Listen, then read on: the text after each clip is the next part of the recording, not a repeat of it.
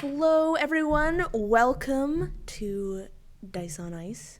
My name is Em, and we are back for another Tuesday of Strahd. And uh, I was dumb, so our last session 2 weeks ago is gone, faded into Barovia. It's gone in the mists. It's been, um, yeah, it's just gone. It's not coming back due to technical errors on my part. So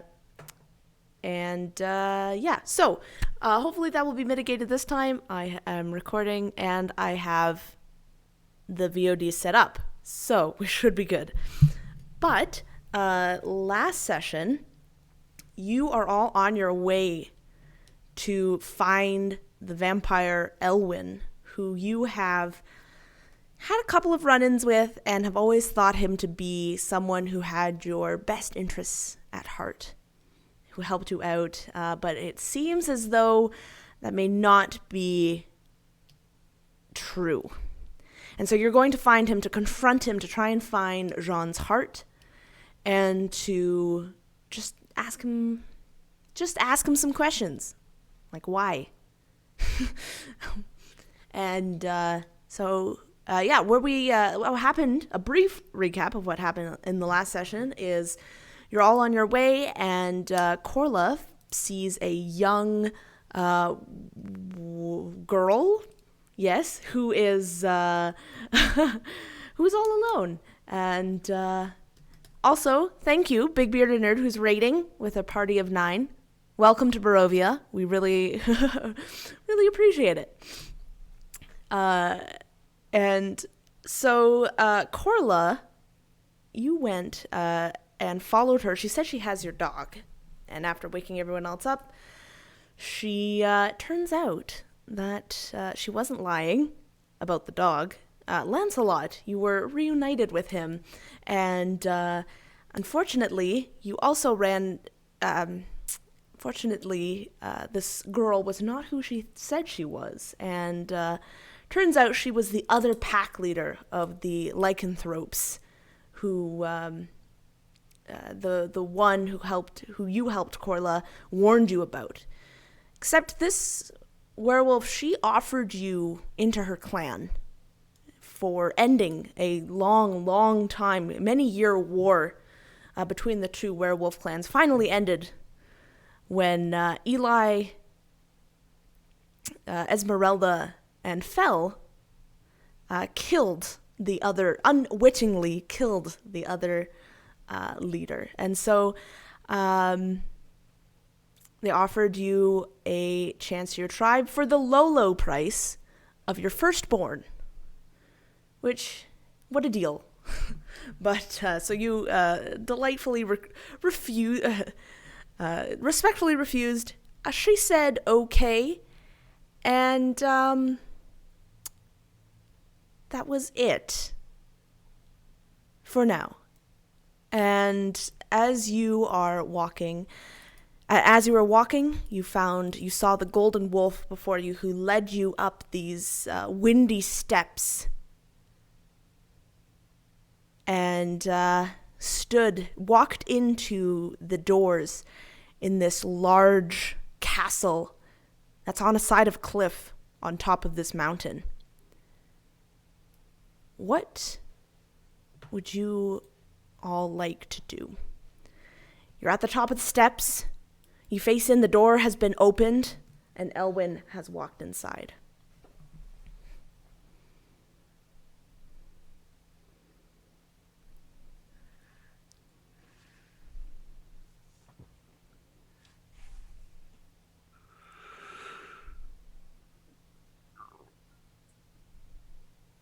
I think I Corley. just look around at the others. Well, once again, we find ourselves walking into another place that belongs to somebody else and leaving ourselves at their mercy. You'd think we'd learn by now.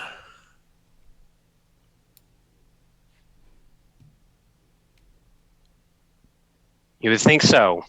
But Vel will kind of stare at the open doorway for a moment and shake her head. I mean, he has helped us in the past. At the very least, we owe him an opportunity to explain what is going on.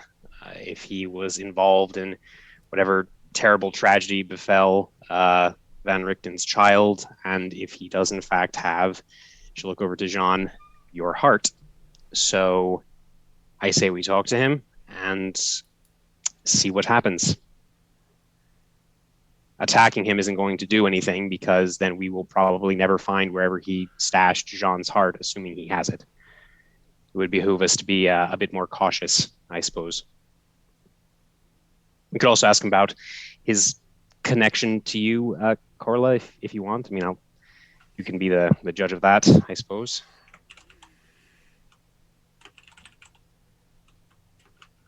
Conversation is definitely number one priority here. We want to find out what is going on. Answers. For Right. once, answers. And I think it would be warmer in there. Oh, yeah. It's a bit chilly out here. Absolutely. Let's get inside, I guess. Jean, you are okay with this? You can control? We'll see. No, I am here. If you need help, just indicate. I feel like it'll depend on his answers. More so than the presence of you or not. But we'll see. But all right. It is good to have you by my side. Always. That was almost endearing. Let's get inside. Fel's going to step into the open doorway.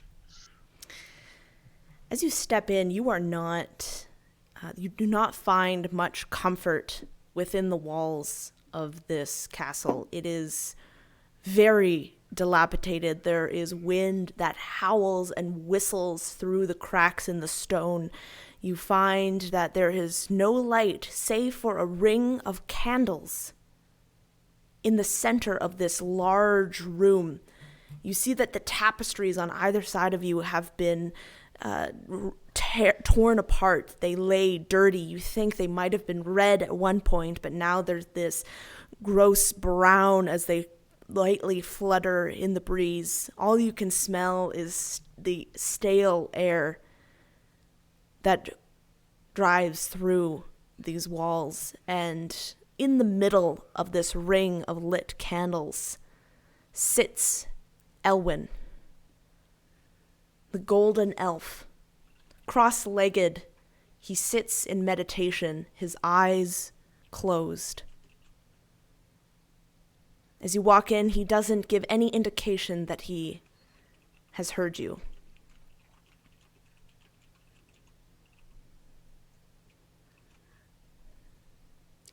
But if you do not say anything for a while, his hand outstretches. He gestures you forward. Please, come in. We are safe here. Finally. I would like to do insight check on that particular statement. Okay. Yeah.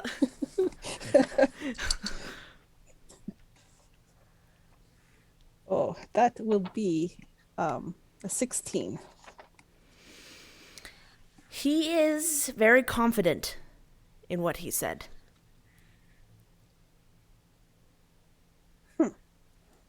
All right. At least he thinks he's safe. Mm-hmm. So Corolla will approach the circle, kind of giving a look to everyone else first to let her go first to see if something bad will happen to her as she enters before the rest do. Nothing happens. You're able to enter. You do find that once you're a little bit in more, it is a little bit warmer. I do not feel anything weird come over me. Nothing. Nope. Okay. She just kind of looks back at the others and gives kind of a slight nod.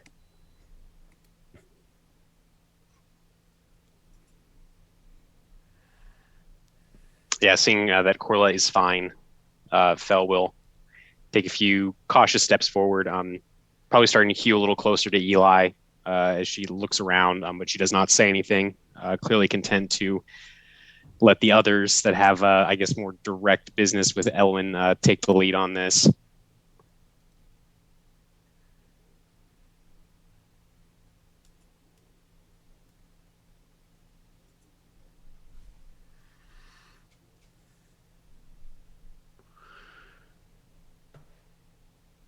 I imagine a cautious ear might hear a singular sound as Eli walks in.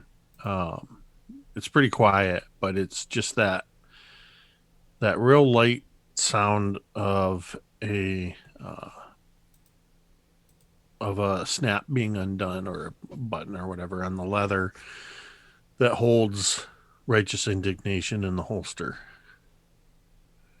Just enough to make it that much easier. And my hand, while we're in here, my hand is just resting on the butt of this pepper box where it sits, kind of in that thumb hooked through the belt loop kind of posture, but very definitely at the ready, just in case. And um, I had, just as a reminder, when we knew we were going to be dealing with this Ellen, I had loaded my last 4 silver bullets into the pepper pot box. Okay. I would imagine that as you're looking at Elwyn and you lift up that button and you hear the sound of it, that slight sound of it unclasping, you see Elwyn's ear just twitch. His long elf ear, ever so slightly.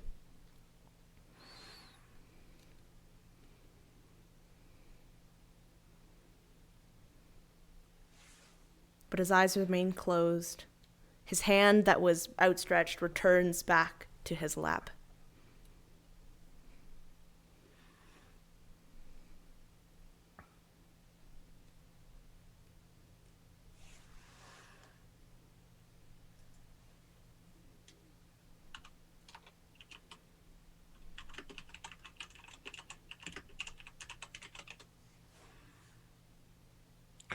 It's a very uncomfortable silence as we're all just staring at Ellen, looking at one another.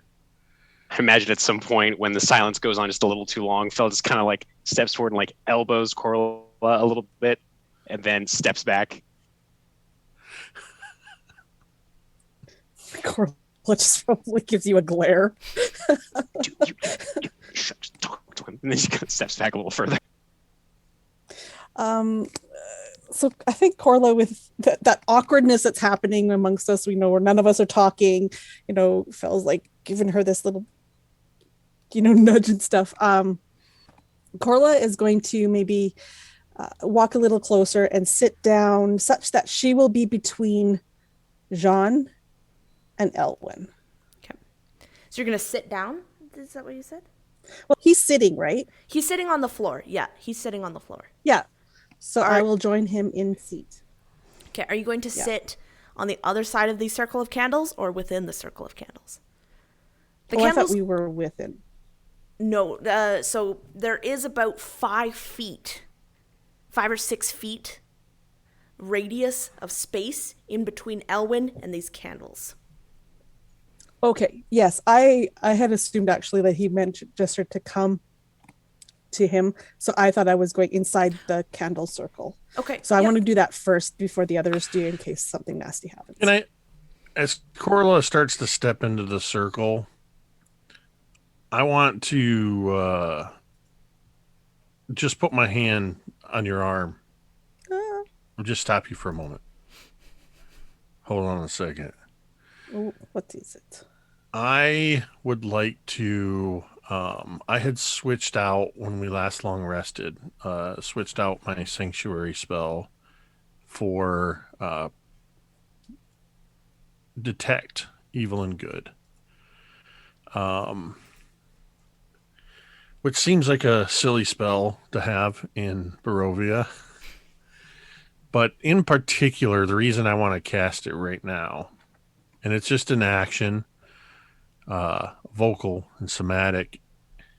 Um, so I just, as I grab um, Corla's arm and just say, hold on a second. With my other hand, I take it off the butt of the pistol and I just sort of make a low gesture with my fingers and I mutter, Velite Cecilum. Um, and what this allows me to do, where did it go? As long as I concentrate on it for the next 10 minutes, within 30 feet of me, it lets me know if there is an aberration, a celestial, an elemental, fey, fiend, or undead within 30 feet of me, which again seems kind of redundant within Barovia. However, it's the second part that I'm more interested in this moment. It also lets me know if there is a place or an object within 30 feet that has been either consecrated or desecrated. I'm specifically focusing on the area both inside and outside of this circle of candles. Before anybody steps in, I want to know if this area has been either consecrated for good or desecrated by evil.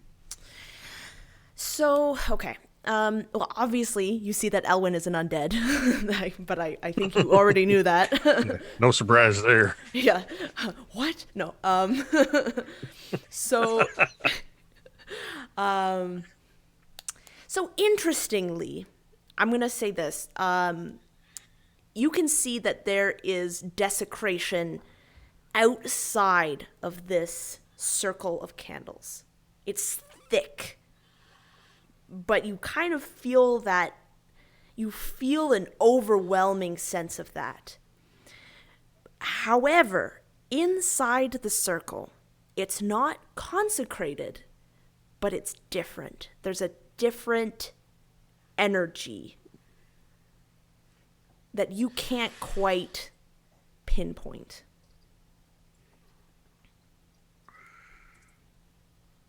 And yeah, it's within these candles. But it's definitely not desecration of, yeah. So, not fully understanding what this is, but noticing the contrast between the desecrated area outside, which again is not surprising. Uh, After just probably just a handful of seconds, I remove my hand from Corla's arm and just give a nod. And then I look at the others and just catch Sean and Phil's eye and just kind of motion that we should follow. And then I'm going to step over the candles and into the circle as well. Corla was waiting, looking intently at Eli after he put his hand on her to stop her. And so when he finally gives a nod, then she would proceed. Yeah, and once you walk in, Corla, you can feel what Eli saw as you walk through these candles. It feels different. You can tell, even you who are not magically inclined at all, can feel that there is some very strong magic going on within these candles. But nothing that's trying to touch my mind or will. No, in fact, it almost seems like it's trying to keep something out rather than probe inward. I think, yeah. I mean, Eli, you're coming in with me at the same time, but I think you can you're right there. You can probably see a little bit of tension kind of disappears from Corla's shoulder as what she was expecting to get hit with doesn't manifest, and instead it's kind of the opposite. So there's a little bit of tension is gone. And then she would continue her action where she was going to go sit down by Elwyn, such that she would be between him and Jean. Okay. Sean, do you cross the circle? She does not. John will pace up to the edge of the candles. Will stay there standing. Will not take a seat. It's probably a good thing, because I think that as you walk up to it, you can see that you can tell that it was meant to keep others that may be like you out, or maybe what you will become out. I think that Jean feels it. Its warding effect. Won't even be able to go up to it. Probably give it like a 2 or 3 feet distance. This edge of the candles. In case I didn't specify it, I am going to concentrate for the full 10 minutes on this spell. Okay. Just in case anything changes. Sure. Yep. Okay. And Fel, And do I you guess cross? after Yep. after Eli kind of caught Fel in John's eye, Fel would, kind of ignoring the fact that John is not entering the circle of candles, she would kind of follow after Eli. As she does so, though, just because why not? Her eyes kind of flood with this black energy that crackles and snaps faintly. I imagine it's pretty audible in the quiet. And she looks around and she's going to cast Detect Magic on herself.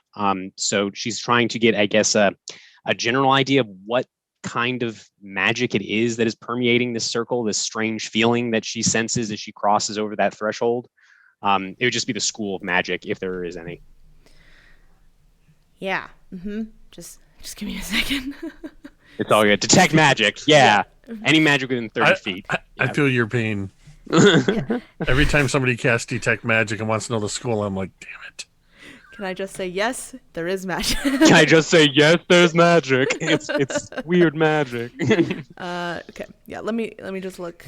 The school of weird. It's Yeah. that old black magic. 1 second while I cast the knowledge spell. Yes. I cast the consult internet spell. Dee. I do think it would almost be like an abjuration. Okay, Yeah, that makes sense based that on what you told us. That seems right. Yeah. Yep. I think it would be like an abjuration type of spell. Okay, and kind of like Eli is with his kind of, what is it, Detect Good and Evil. Fel will actually maintain the concentration on her Detect Magic as well for 10 minutes, and that's when the spell would fade. Her eyes sort of return to that normal pale green color. She just kind of looks around and waits for Corla or Jean, the two people that have kind of the most to gain and the most to lose from this meeting, to speak. Yeah, during this whole time, Elwyn has not said anything. He has not moved. He's just stayed quiet. He's not even breathing. Surprise, surprise. Not even faking it for our sakes.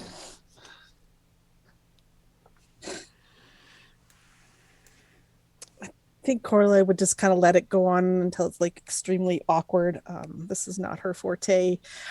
And then seeing that nobody else is like saying anything, Corla would finally turn to Elwyn and you have not told us everything.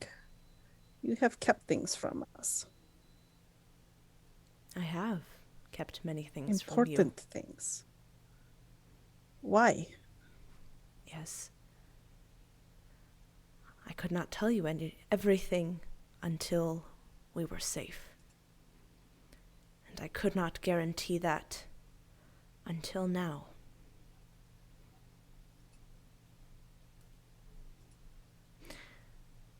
And so I invite you to ask anything you wish. I will be as honest as I can.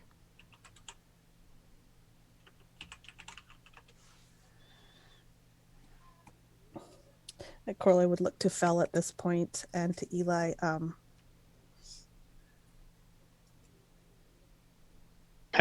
Fel just gives Corley this very significant look, kind of nods towards Jean, and then nods towards Elwyn. Makes like the, come on, you got this. Say words. What do you know of Jean? I know that she cannot enter my wards, which means that she has come along farther in her transformation. I know that she is looking for her heart, and I know that you think that I have it. Well, how do you know that she's looking for heart? What do you know about her transformation? I know she is looking for her heart because I took it. As soon as she says that, Corla immediately snaps to look at Jean to see her reaction. Jean is visibly upset. Her face is furrowing. It's almost, but she almost seems not quite happy. Vindicated is a better word to use here, as in her hunch was right. And then Corla would turn back to Ellen. Why would you do such thing? At the time, I was under orders from Strahd. He told me to take your heart, Jean. Strahd did. I would like to incite that statement. Because, yeah. Go for it. Okay, that's a 16 again. He's telling the truth. Oh, wow. Yeah, you can literally see when he says that, Corla just kind of almost like leans back as like she's been not punched, but like slapped, almost like was not expecting that, to be honest. Why would you do his bidding, and why would he want her heart?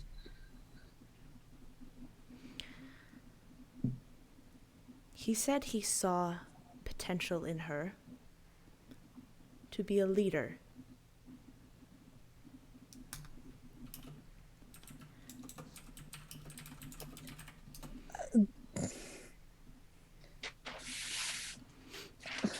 Corla's kind of at loss for words, like, that is it? A leader. He wants to what? Recruit her? Most likely. Why would you follow through with this? Why would you agree? At the time, I was trying to get close to Strahd to find out information about him. And did it work? I found out much, but not as much as I would have hoped, and that was my fault. I made a mistake, and I was cast out. Well, more so I fled. I'd like to incite that as well. Sure. Okay, again, 16. Yep. He's being genuine in what he's saying. I think Fel would actually kind of pipe up a little hesitantly and just say to Corla, from what I can recall from the conversation that I had with, she nods towards Elwyn, him by the lake, and correct me if I'm wrong, Elwyn, but at the time you were trying to find the fragment of this person that was lost in Barovia, correct? And that's why you were trying to get close to Strahd, this person that you loved, that you lost, right? At first, yes. So that was my motive. That checks out at least. So where is her heart now? I have it. This was one of the things that I fled with. So you'll give it back? I will. Is he lying? Roll. Okay, that is a dirty 20. He is not. He is genuine. Again, you almost see that, like, she was not expecting that answer. She was expecting a little bit more of an obfuscation and vagueness. So she's like a little bit. You can maybe see her lean in a little bit more towards Elwyn, like she's listening to him a little bit more. Can you help cure Jean? Alas, that is something I cannot do.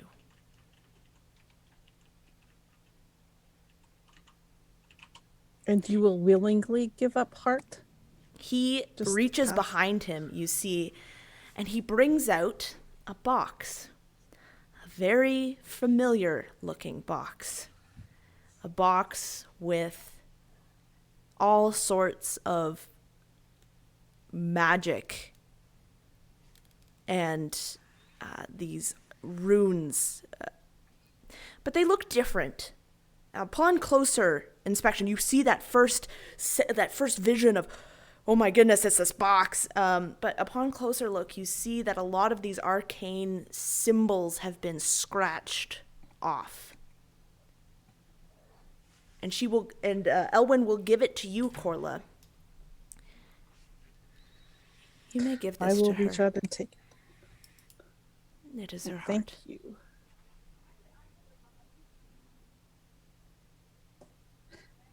And Corla just she takes the box and she just is kind of shocked a little bit, and she looks to Fel and Eli for reassurance, like that was it. That was easy. And you feel a slight thrumming from the box. This. Doom, doom, doom, doom, doom, doom.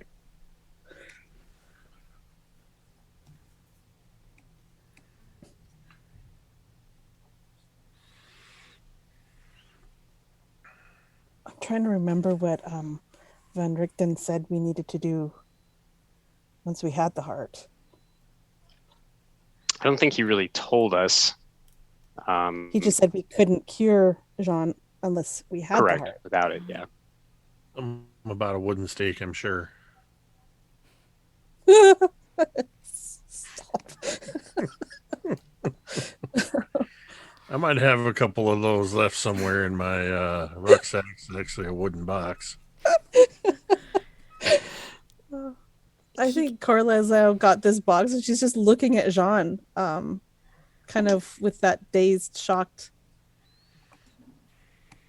I have it. Yeah, Jean looks equally confused. The emotions that she's been going through here in the last few seconds have just been a roller coaster of, aha, you did. You were the one that murdered me. Oh, but you're just going to give the heart back. What's going on? Right, just almost like just really confused at this. She'll like outstretch her hand to be passed the box from you, Corla.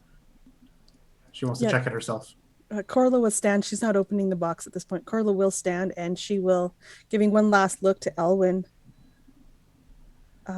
just to see if there's any like snicker across his face, any visible signs that, haha, I got you, before she steps back out of the circle. Goes to Jean. Make me a perception check at advantage, please. Okay, that will be a 19.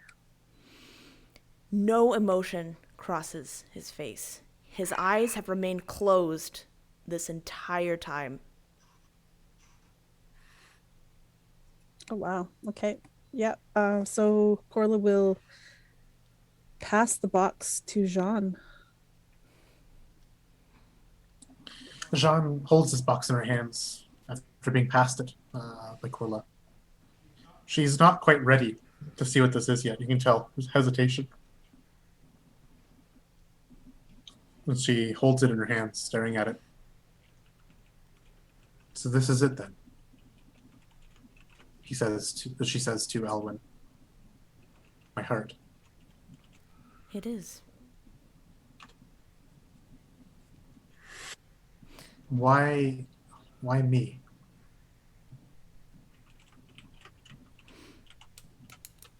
As I said before, Strahd saw that you were a leader.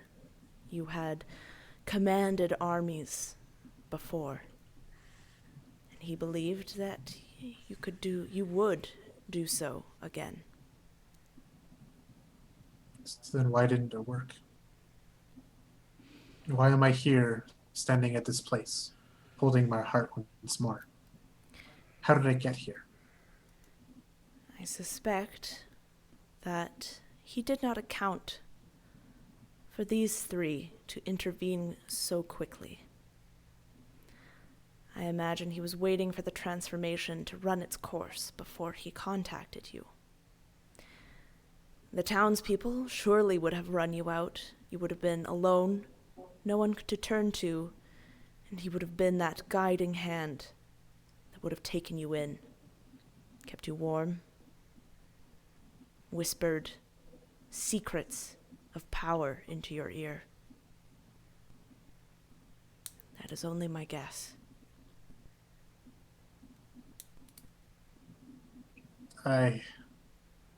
This whole time, I've been looking for someone to be angry at.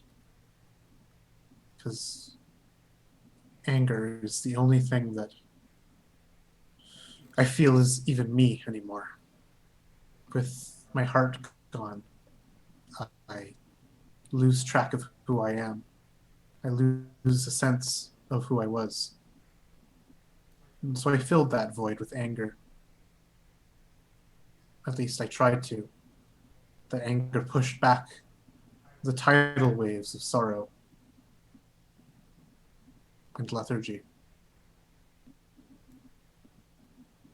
I came here to kill you, though I see now that it's a bit short-sighted. And I was wrong. And she'll crack open the little lock or mechanism in the front to open up this little box. And within it, you see a beating heart. And as soon as you lay eyes on it, your vision blurs and you hear the crack of thunder, the driving rain dripping on your face. Your hair is soaked with mud. Your armor, everything is soaked. You feel cold. You see a figure standing over you. Thunder cracks. Light shines upon this person's face for an instant as this lightning streaks across the sky, and you see the matted gold hair of Elwyn as he stares down upon you and with a drive of his sword stabs you in the heart. You feel the pain, the searing hot agony, and then cold nothingness. The rain, the cold almost seems to seep into your body from your fingertips, coming all the way into your heart, and that is where it has stayed for many years now. You blink and you're back into this room. You remember what happened.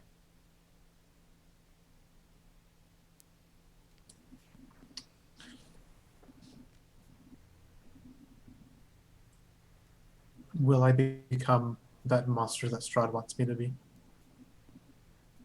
She says again to Elwyn. I cannot see into the future. I think that now and not before, it is finally in your hands to make that decision.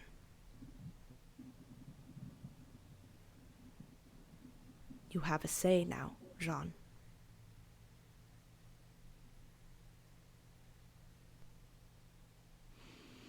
I would begin my journey with trying to figure out how to cure yourself by seeking out a group of witches, a coven to the south. I believe they're in a place called the Ruins of Berez. They may know, their leader, she may know how to heal you.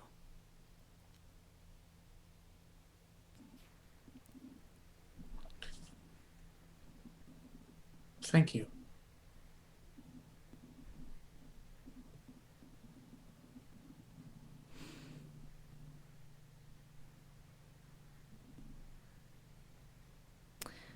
I have to say, I am quite glad that you decided to speak with me first, rather than kill me right away. Though I do hope that if you had, you would have found peace. Though I suspect you would not have.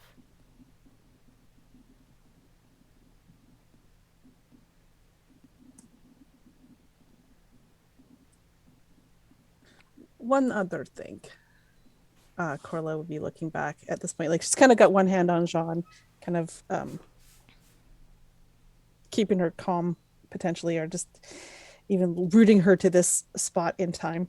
But she looks back at Elwyn. One other thing.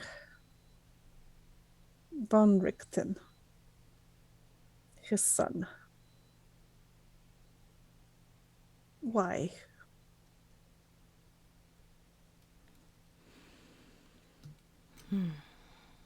Yes, I knew that Van Richten was coming to kill me. Or sorry, he would say is. He would not say was. He would say is coming to kill me.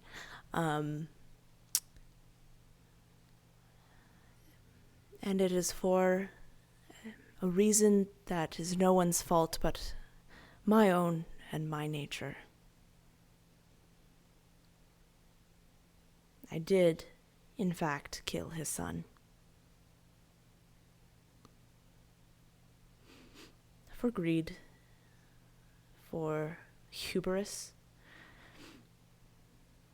You see, I had just lost my dearly beloved. I was filled with agony and rage. And I, as my nature dictates, was hungry. And I was trying to find these gates to the mists. That is where I was told that where she was. And as I went, I came across a man, or two men, and a child, and the men were well armed, the child was not.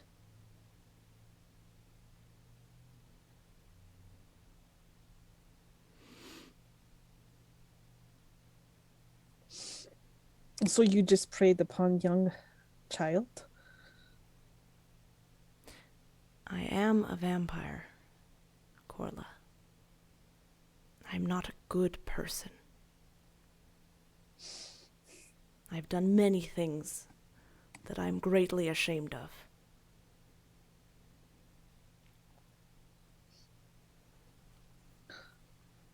Well, at least that story was true, and that means you will have to pay for what you have done. That is not my judgment to rescind, I would say.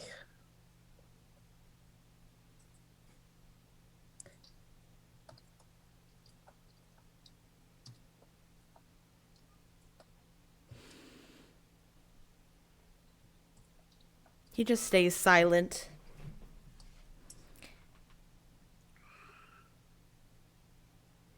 What happens when Van Richten eventually shows up, are you going to sit here cross-legged with your eyes closed and let him do what he comes to do?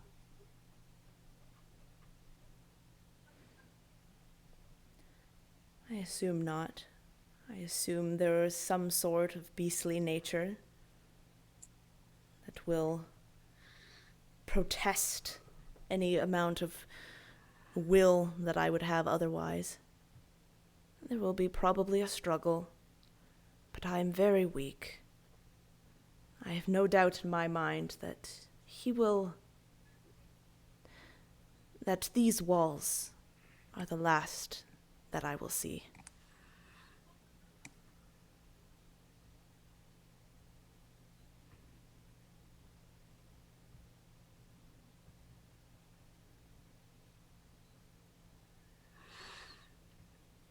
I'm just looking around at Fel and Sean and Corla, just gauging their response.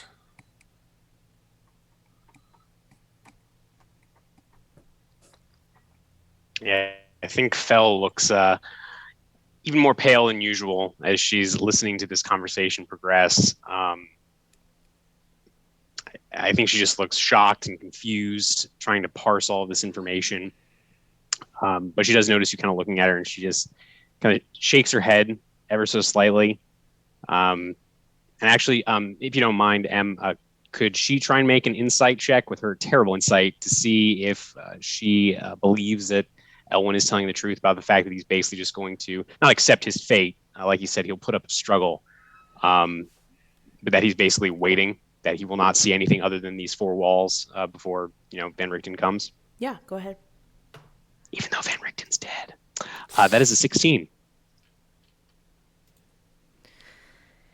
As far as you know, he is being genuine. He speaks with a resigned nature to himself.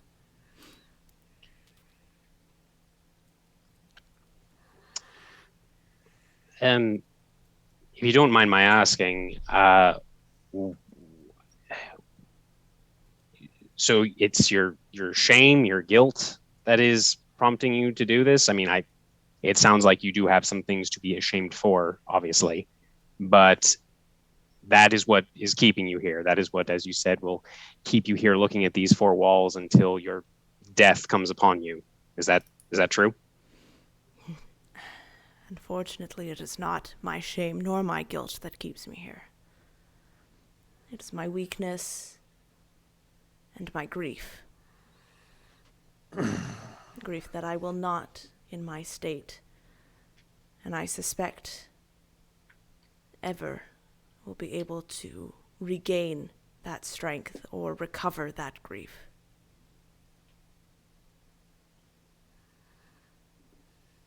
Right. And Fel will lapse back into silence. So it's your intention, then, to stay here until your fate comes calling, because you seek an end to it as penance for your sins? If I'm even allowed to do that anymore. But you don't deny that you're here waiting for death. The true death. He nods ever so slightly. I like how you put it. I am here waiting for fate.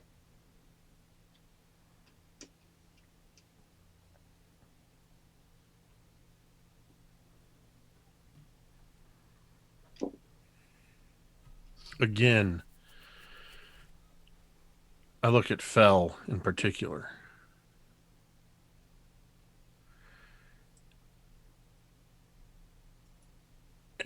And never have I wished so much to have the power of telepathy.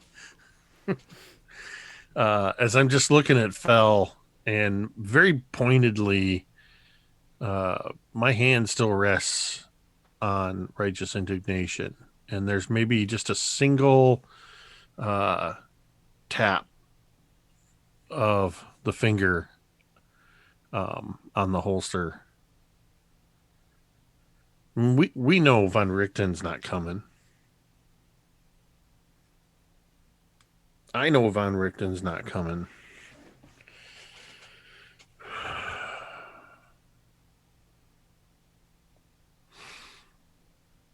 What if? Well, first, actually, I guess still looking at Fell. Is there any? What do I see when I look at Fell? Imagine like some of the shock and the confusion has faded a little, and in a weird way, she almost looks tired. She just looks very tired, much older than her relatively youthful age. But when she kind of hears that distinctive tap of your finger on the butt of righteous indignation, on the holster of righteous indignation, um, I think again she looks at you and you see this very small shake of the head, and she she just kind of returned her attention to Elwyn, but yeah, she would shake her head.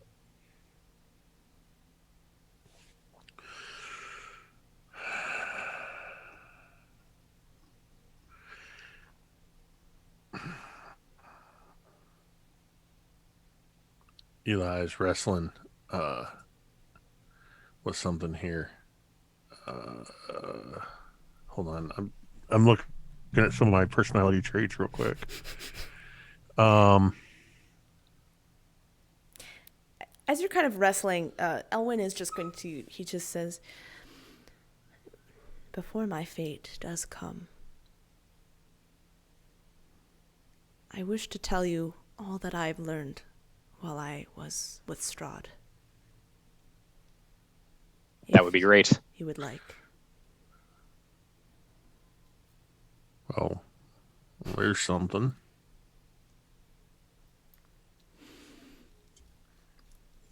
Have you heard of the name Tatiana before?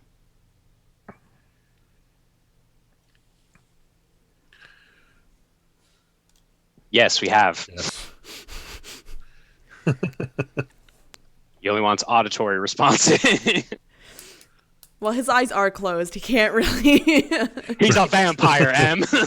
He has tremor sense, right? No, I'm just kidding.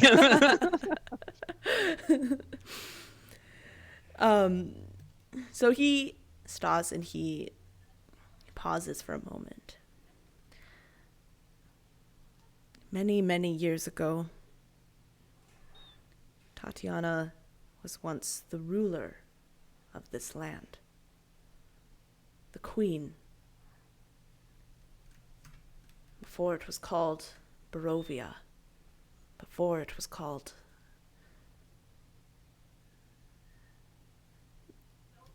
what Strahd had named it, and I do not know what it was called before. All names of it had been quite literally scratched out of history. I pored over Strahd's books in his library when he was not around or when he was sleeping. And this is what I found. Tatiana was the ruler. And when Strahd's army came to take over, to claim in the name of this warlord, Tatiana refused. I'm sure when you had come in, you had seen these great walls, this great gate. Those walls, those high walls, surround all of the land of Barovia. And that is what stopped Strahd's army for a while. And what you probably haven't seen was there used to be walls around the village of Barovia and around the castle itself. Walls just as high as the ones on the outer ring.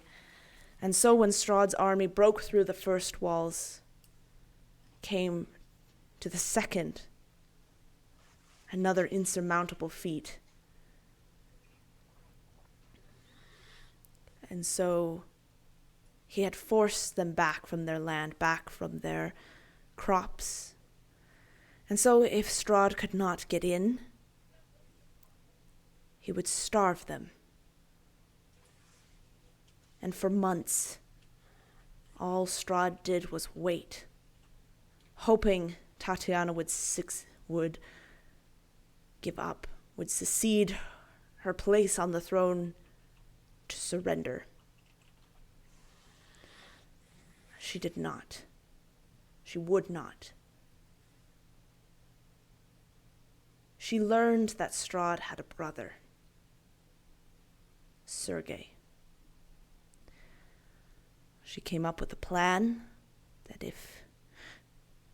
She also learned that Sergei was much kinder than his older brother and was next in line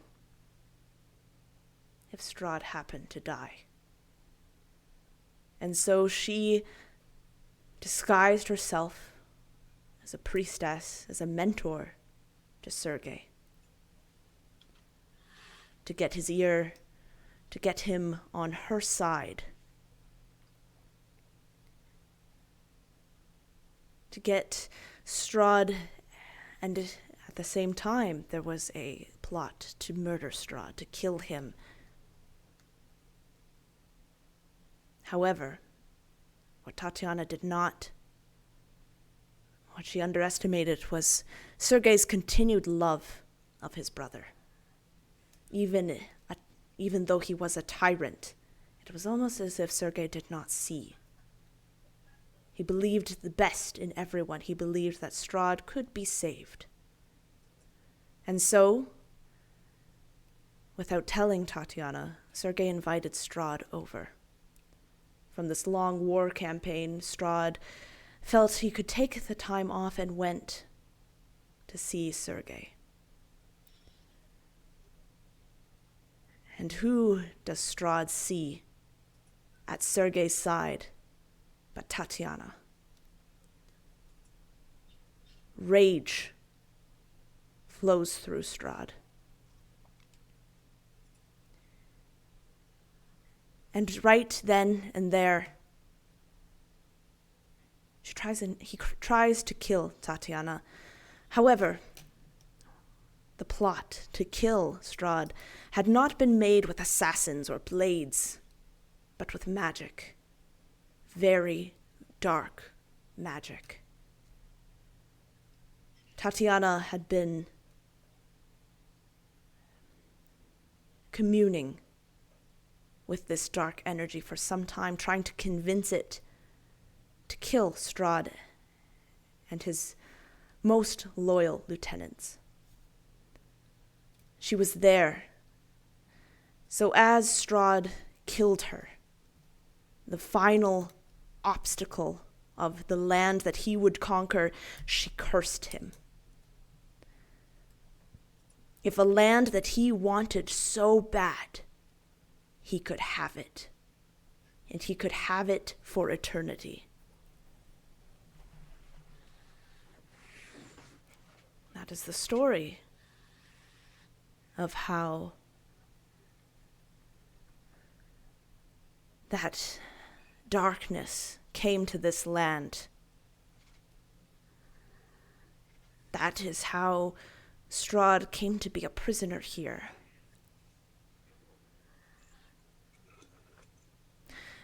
I do not think that Tatiana had the mind to also trap her citizens. She loved them, but the darkness had a mind of its own. It went far beyond what she ever thought or allowed. It also trapped her soul. And so she is reincarnated.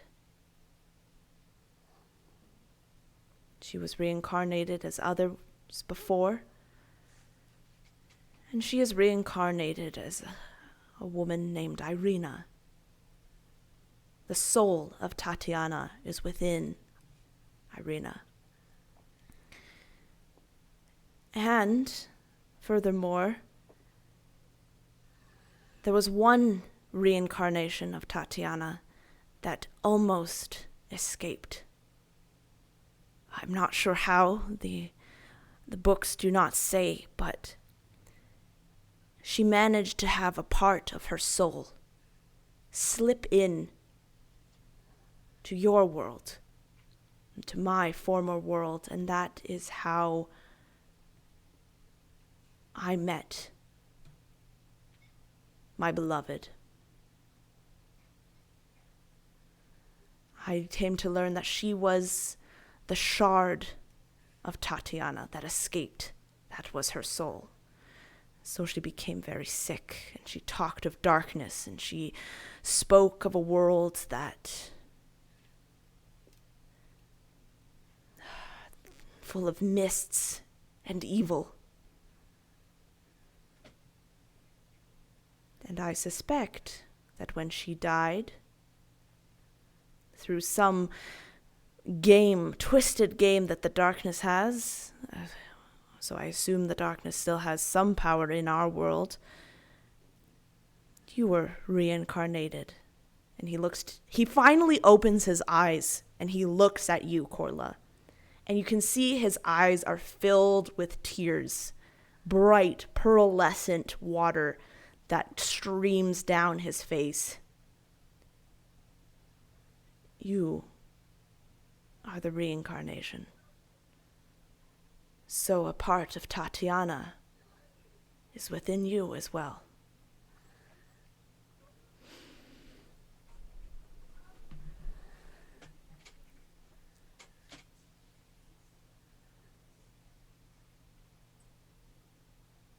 But you said last time I was not her. Just looked like her. I'm her? You saying I am now her? You're Vasha? You are not. Not just as Irina is not Tatiana. But they have the same soul. They share that. So there are parts of them that are the same. I would imagine if you had grown up the exact same way as my Vasha, you would have become her. But your experience was different. And a soul that goes through different things is going to change and shape differently. So is it because you have seen me and know I am not her that you have given up hope? That you have let your grief overwhelm you such that you are now weakened and cannot last? I have seen the darkness that overwhelms this land. And yes, my grief that she is no more, and she was never mine. She was part of a whole.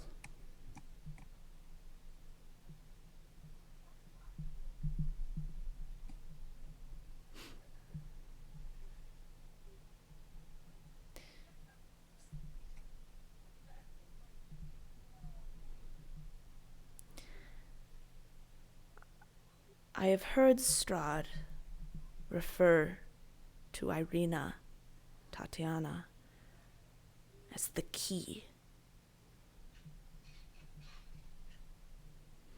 And I imagine that he thinks that you, probably, most likely Irina, are the key to get him out of Barovia.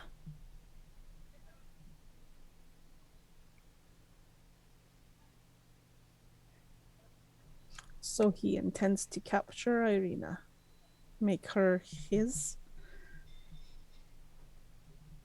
so that he can use this key. I am not sure what he intends. He wouldn't. I am sure this is a secret that he has kept very close to his chest. You think, sorry to interrupt, do you think he would have written it down, Elwyn?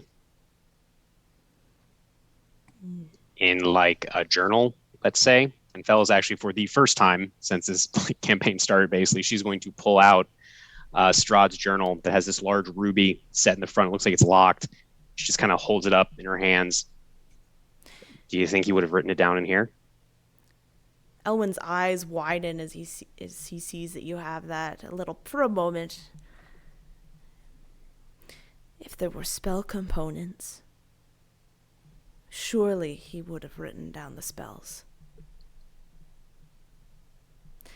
I would not open that yet. Right. Madam Ava told me to wait for the right moment, whenever that would be. Good to know that there might be some very valuable information in here, though, and she tucks it back into her bag. There may be some very strong magic protecting it, and some very strong magic written. This is my warning to you, Fel. You must be very careful when you read it. Try to only read the correct things, because some spells are so powerful that only by reading them you enact them. Phil just nods.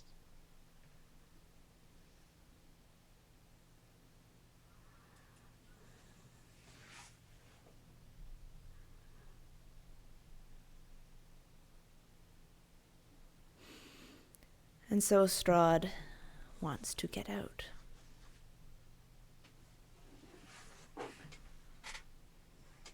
That is what he has always wanted.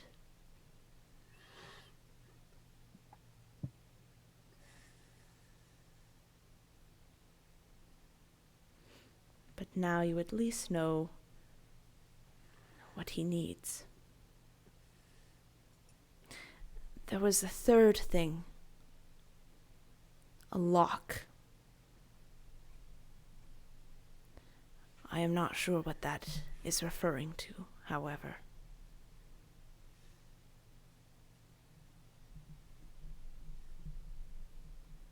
I don't suppose you know how the Raven Queen and her weird followers fit into all this, do you? I have wondered that for quite some time, so if you will... If you will let me speak of my conspiracy for a moment, I think that power attracts power. There is no way that this level, this thing, this darkness would have had no effect on the outside world, no effect on calling those who also seek power to it.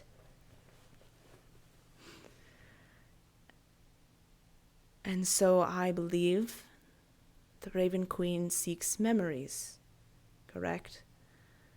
Well, and she likes to trap creatures within confines, within mazes, to test them, to extract their memories. I think that Strahd has many memories.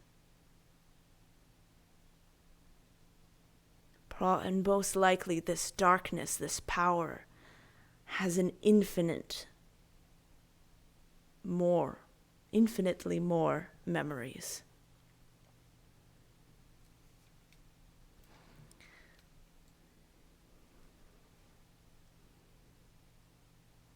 But it is only a theory of mine.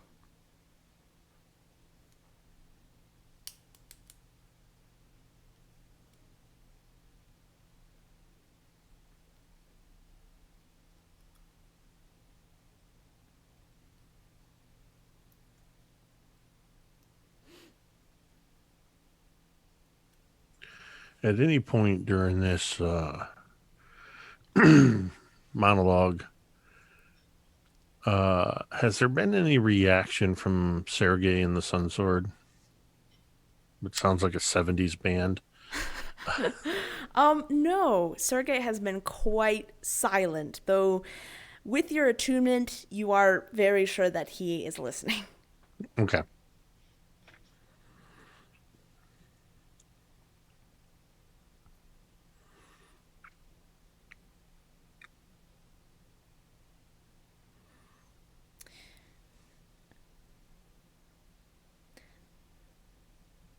I see you were quite stunned. That is quite a bit of information.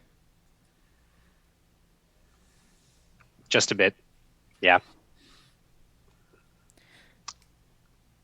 There is one more thing. Mm-hmm. In order to kill Strahd, you must get to his heart.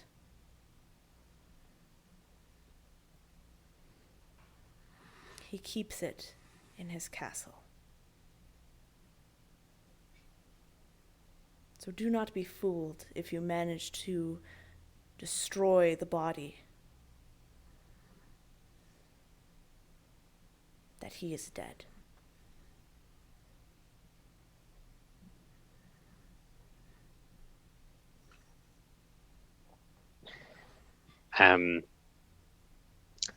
Good to know. Van Richten told us that the way that we can beat Strahd is to behave unpredictably, to behave in ways that are contrary to our nature. Does that sound right to you in your experience with him? To act erratically? Does that sound like a viable option? Van Richten is very wise. I think that if you can, you should do so. I'm sure he has come to this conclusion already, but Strahd is a very, very good tactician. He understands people. He understands them very well. And he can predict any movements that they make, their purpose, their motives. I suppose if he doesn't know that you're trying to act erratically, and you have that surprise on him, I suspect that, yes, that could be quite a viable move tactic. You must think of Strahd, what he does, like a game of chess. He makes a move. You return. But you must assume that he is 2 steps ahead of you at all times.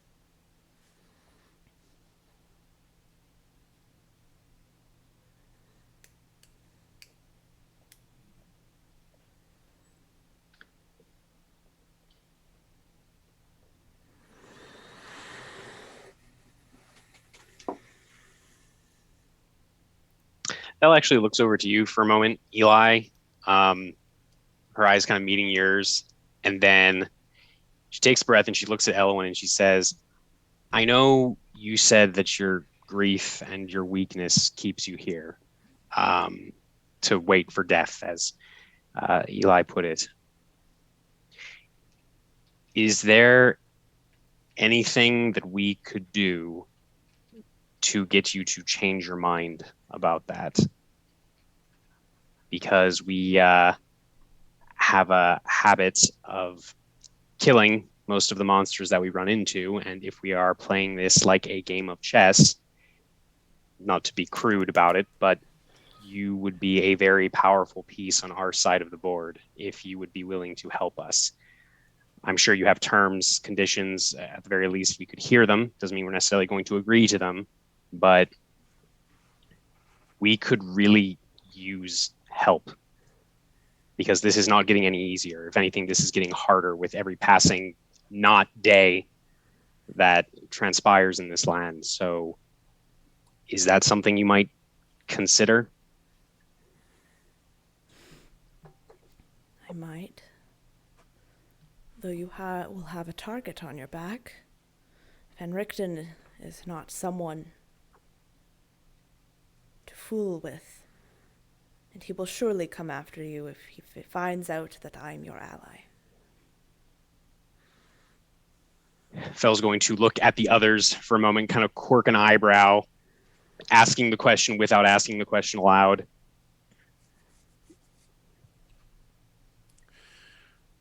You get a slight shrug from me.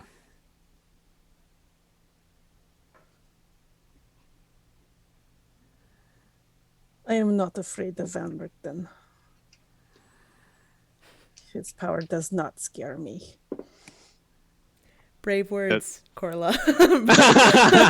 Does Jean react in any way? Not visibly. Gonna leave this to my decision D4. Always have a decision D4, kids. Cool.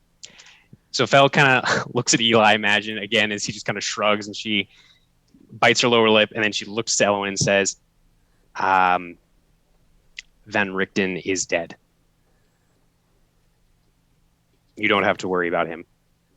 You see, like, eyebrows raised, like, he is very surprised. This is probably the first, reaction that you've gotten from Elwyn. What?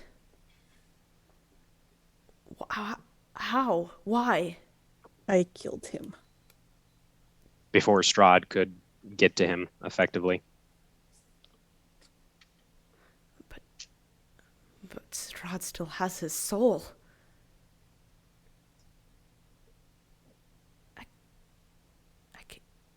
I can't imagine the pain, the torment he's going through right now. How could you? We did not want to. He asked us to. He told us to.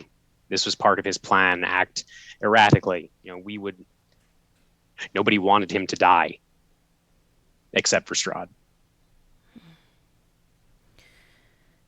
Well, he is nothing if not devoted to what he believes. It's just a fancy way of saying he's an asshole. But you don't have that particular death coming for you. Does not mean there is not another death coming for you. But with that in mind, perhaps you could consider what I said.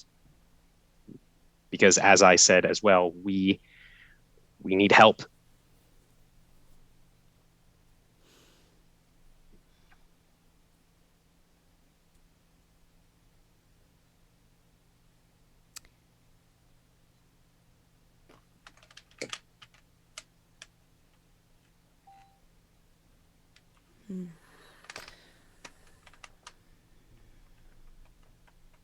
You can see that he, thinks for a while. You see that this kind of took him off. He begins to think.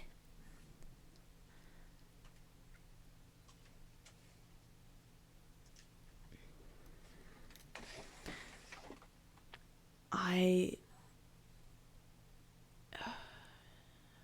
will help as much as I can. Like I said, I am very weak.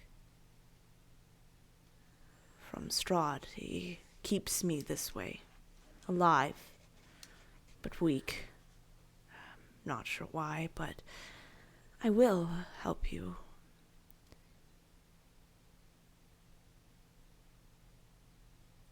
I only ask that you let me leave when the time comes.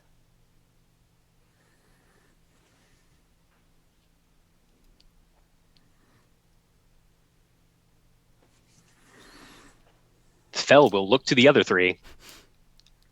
Actually, I think that'll be a good time to take a break.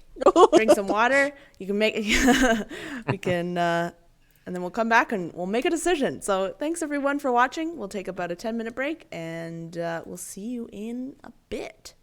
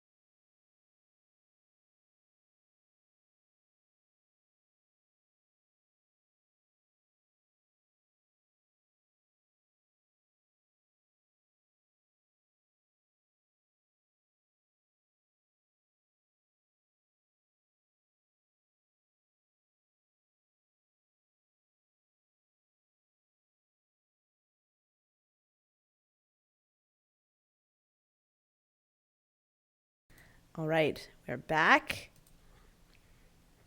And Elwyn has just given you after hearing that Van Richten is dead, Elwyn has said that he will help you on the condition that you let him leave when the time comes.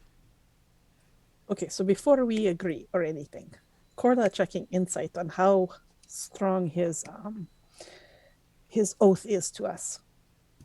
Okay, yep. That would be 16.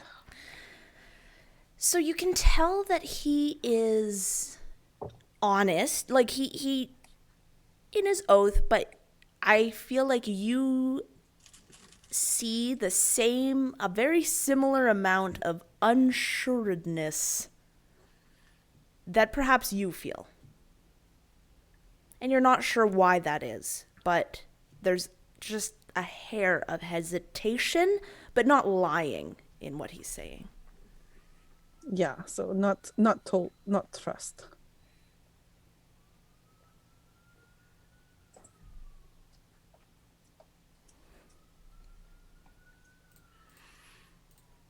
So, yeah, that's what you see. He looks at you expectantly.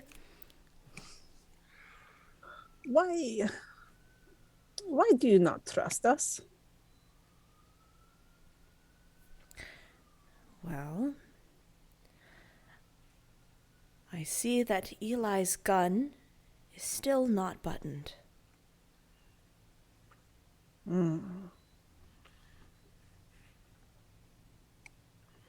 I don't need to check light that. I know that true. That's probably because at any given moment, I've been about 2 seconds away from drawing it, putting it to your head.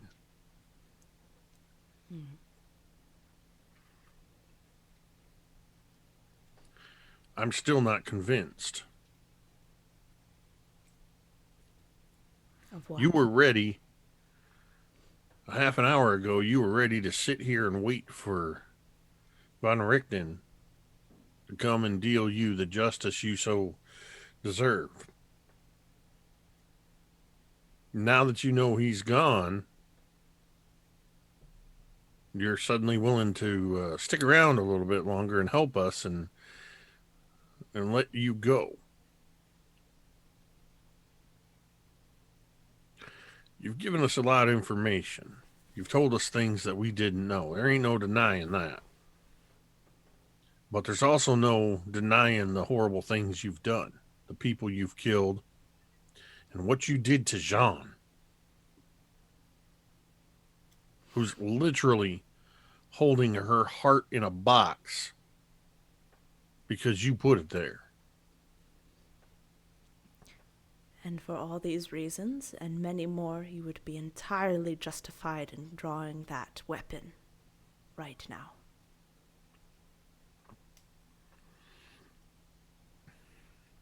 So tell me why I shouldn't. Tell me why I shouldn't put a silver bullet in your brain and a wooden stake in your heart. Well, it appears that there are others here that believe that I still may have worth to taking down Strahd and setting you all free. Forget for a moment that they're here. It's just you and me. Why do I not put a bullet in your head and a stake in your heart? I'm very tired, Eli. If you're going to do it, just do it. I have information. I have power. And I'm willing to help you. But if that is not enough for you, then your hands are free. You have a choice. Just like Jean and Fel, Corla. I've made my choice.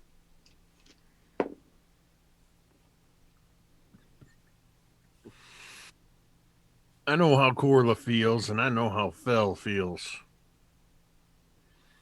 John, where are you at on this?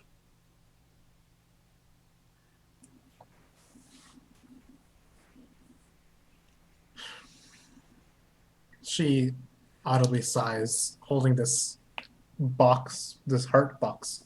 Still, she looks down at it.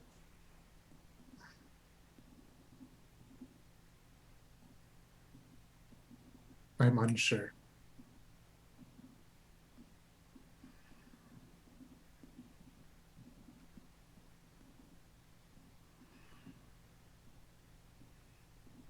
I have a lot to think about now.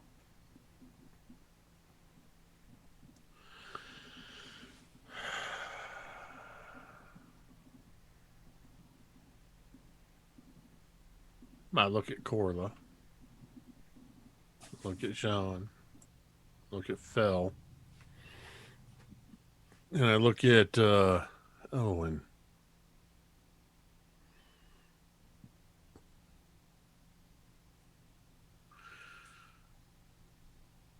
I made a promise. Not long after we came into this place, that I would no longer do things that would put the rest of us in jeopardy.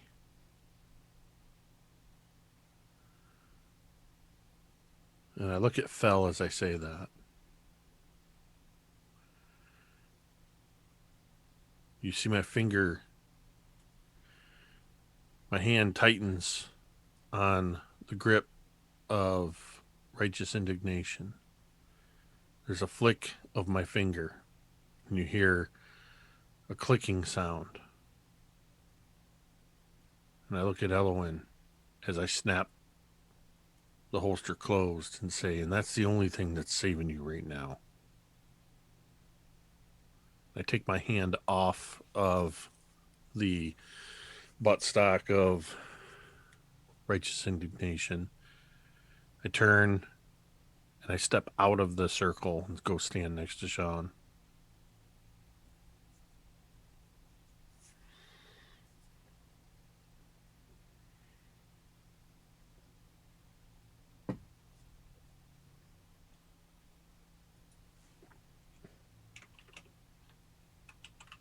All right then.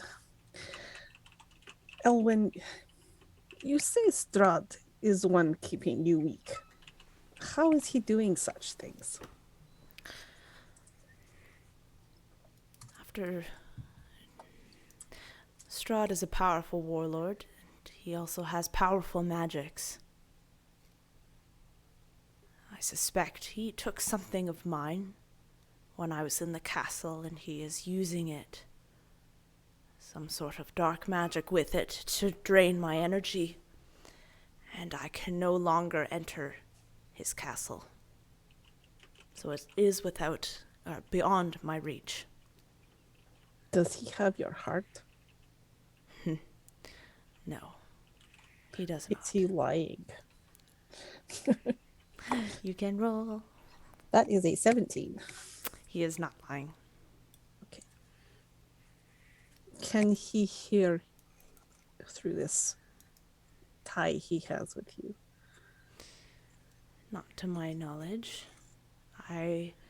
My spells, and he looks at the candles and around, and you can see that ever so slightly there is this teal color that begins to glow in an orb, like in like a dome around you.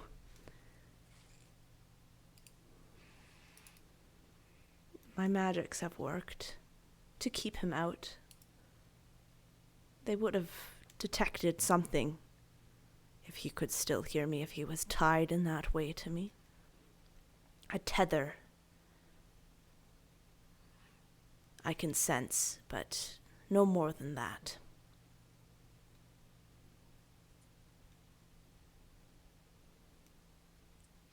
Does he know where you are with this tether then? If he cannot hear, but does he sense? Strahd knows where everyone is at all times. Even How if he cannot hear them, even if he cannot see them, he sees the void where he cannot see. That is where we are, in the void. He knows.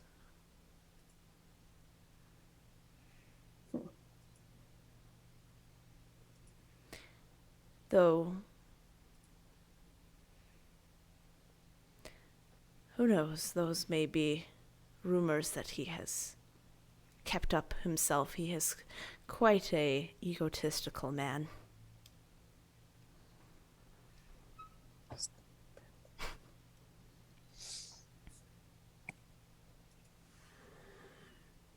Do you have any idea at all what this item that Strahd might have of yours? Do you have any idea what that item might be? Any guesses, maybe? When I fled without any of my belongings, save for that box. I knew it would be important. And, well, my own box as well. You cannot... I would be dead already if I did not have my heart with me. Do you know where Strahd typically keeps valuable objects in his castle? Does he have a vault or a treasury tower, something to that effect? There is a treasury room. There is... there are many passages, many locked secret entrances. I can't even begin to imagine where he might have kept it. There's a hidden library. There's a hidden room. There is a hidden room behind his guest room where he hosts his dinners. There's a room behind there. That may be. But he just shakes his head. Like I said, that castle is huge. It is.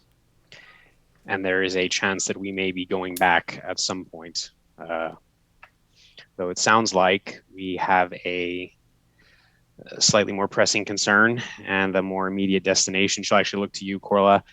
It sounds like we are going to visit some familiar faces soon to help Jean, of course. Is there any aid that you can give us now, Elwyn, in the meantime? I mean, I'm assuming you aren't going to be able to travel with us, at least not yet. Maybe not until we're ready to do whatever it is we're going to do with Strahd, whether that's killing him or what have you. Is there any help you can lend us, perhaps, in the meantime? He pauses for a while. I could give you something that could protect your speech from Strahd. That would be useful. You would Thank be you. able to speak freely. It will take some time, and I will have to momentarily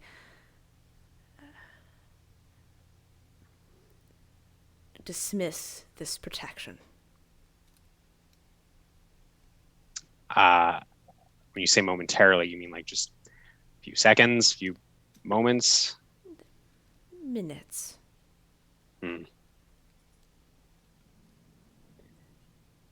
All right. I just say that so you watch what you say for a while. Sure, of course.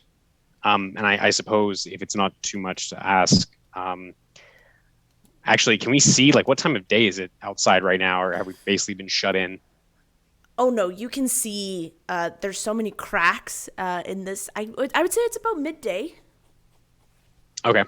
The Barovian midday. The Barovian midday, yep. Yeah, so Fel would look to the others and say, so maybe we allow Elwyn to do this however long it takes, and then we could either stay here for the evening, unless you all want to risk the stairs and in the dark, which is probably not a good idea. And then we could head to Berez in the morning, I guess, unless you all have any other ideas.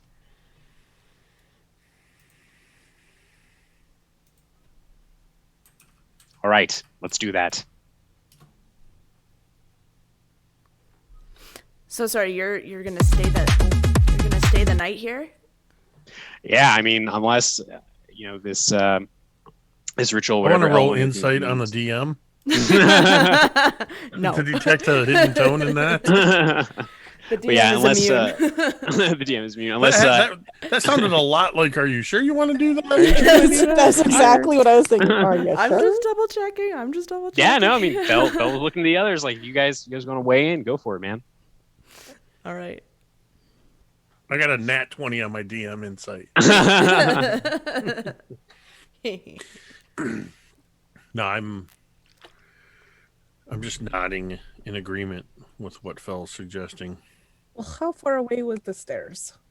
Like hours away? Were they just... Well, no, it wasn't the distance from where we are to the stairs. Just the stairs were very treacherous, and if it's midday already, by the time this ritual is done, I mean, it's up to all of you. If you think we can risk it, then let's do it. But up to you. And perhaps it'll allow us to plan now that we're allies. That would be great. Plans are good. Don't give me that face, Corla. You know I'm right. Is there more to this place than this room with these candles? Or Yeah, is it just that? No, yeah, it looks to be there's corridors and stairs going off of each side.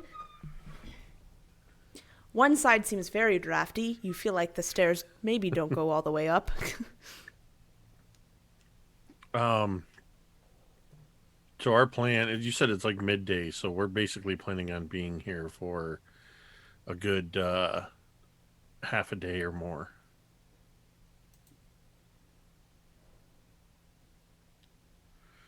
Okay. Sounds like half day and night.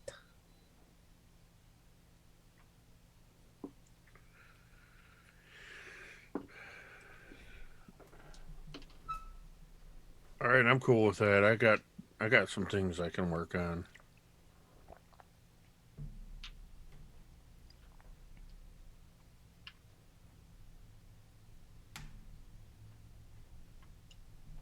Okay. Right. So, Elwin, if you want to start your ritual, we'll keep an eye out when you lower the protection. Is there anything we should be looking for specifically, apart from obvious things like tendrils of evil or eldritch snot or whatever? Strahd is not very subtle. I'm sure No. it's not very subtle. I'm sure you will know if he is here. Oh, you think he might actually show up here, potentially? Not him. But I'm sure he will try speak with you. Perhaps. Gotcha. Okay. Well, quick as you can with this ritual, then. Please. Thank you. Yeah, he nods, and he is going to... You see he kind of disappears down one of the corridors with the stairs leading down. Yeah, he disappears. You guys are alone. And there is no... He kind of kicks over a candle, and it goes out, thus breaking the circle.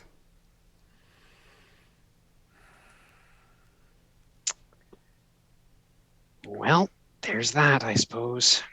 Just don't say anything that you don't want the asshole to hear. I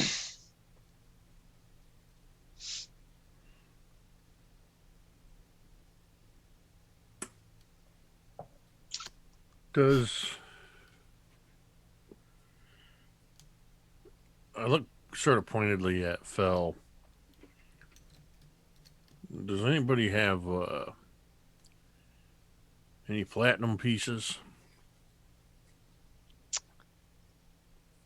Fell rummages through her equipment for a moment and unfortunately shakes her head and says, no, unfortunately I don't.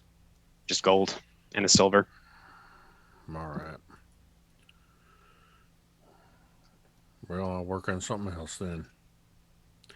I'm actually going to use my time to It's been a while since I have crafted any bullets. Mm-hmm. Um, and if we're spending a good, at least if it's midday, I'm guessing we're probably spending something like 16 hours here or something like that. Yep. Then I would like to, if you'll allow it, to craft some more bullets, use my robe of many items to pull another one of the silver, uh, a patch that has a silver coffer on it. It's worth 500 gold pieces, which would allow me to silver up to 50 pieces of ammo. Awesome. Um, who, Yep. who has arrows? Who uses arrows? Does anybody? Do we have any archers? I have arrows, but I mostly hand up close, sticking them in gut. Okay. Fel's arrows are magic. I don't remember how many bullets we decided in the past that could be. If you give Corla some arrows, she'll just like stab people with them. Up close, personal, right in eyeball. Well, I'm realizing I think I'm the only one that uses arrows. Crossbow bolts. I think I have a bow and a crossbow. So I'll have plenty of use for the silvering then. Okay, that works for me. That's 100% other than sleeping. So, the bulk of the time, a good work day's worth of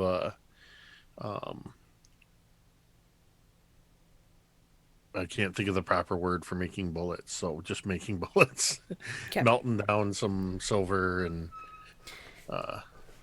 Yeah, I would say there's kind of a fireplace as well in this room that hasn't been used in a while, but you're able to get a good flame going and get that ready with all the tools that you have with you. What is everyone else doing with their time? I think at some point, once Elwin has completed whatever he's doing, because I know he said it would take a few moments, Fel would like to talk to Eli once the protection is back up, because she does not want Strahd to hear anything relevant that she's about to say. So if others have things they want to do while the protection is down, I think, honestly, she'd probably just be reading over Flint's spell book, maybe making some notations. That's really about it. Corla's just keeping eye out of door and any other holes in walls and stuff to make sure we're not ambushed. And Jean? Jean is meditating with the heart box to try and feel if any different now that she has the possession of it. You can feel a distant warmth, a warmth that is very, very familiar, that perhaps you had in a past. You feel like you had it in a past life almost. It feels that distant to you, but it does feel very warm, very familiar. But it is far away from you in that box. You still feel that coldness that you never shook.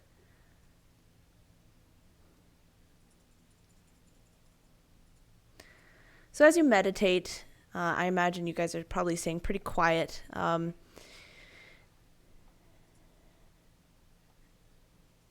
bit later, Elwin returns.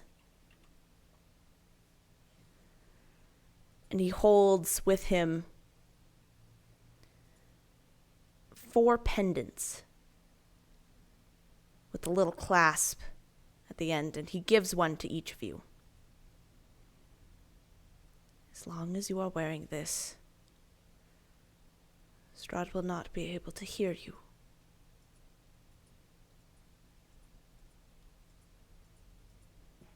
I apologize in advance, Em. As Fel takes her little pendant, she's going to cast detect magic on it just to see if everything's on the up and up. Just to see what kind of magic is radiating off of this. Yeah, I would imagine abjuration again. Cool. Just like That's this fair. protection. Yeah. Yeah, I think she's really, if anything, she's looking for anything that seems out of the ordinary, like any other weird school's magic in there. But it's just abjuration. Yeah, just abjuration. Yep. Beautiful. Yeah, so she'll take it gratefully and say, thank you, Elwin. We appreciate it. As far as we could tell, there was no intruders. I don't know if you want to take a look around. You probably know this place better than we do. I did not sense anything while I was making this.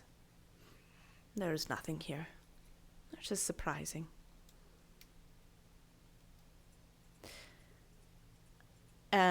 So you all have a magic item now, which,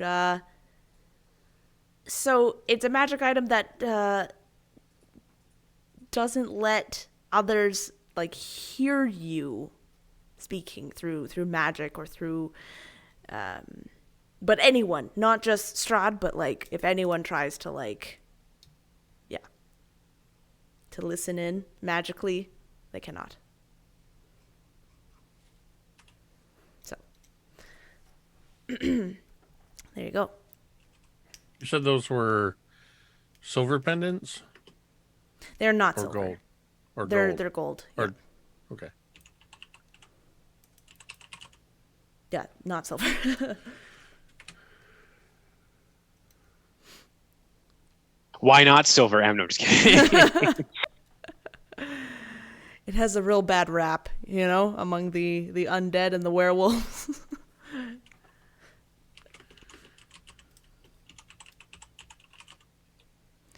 So yeah, now you have a pendant.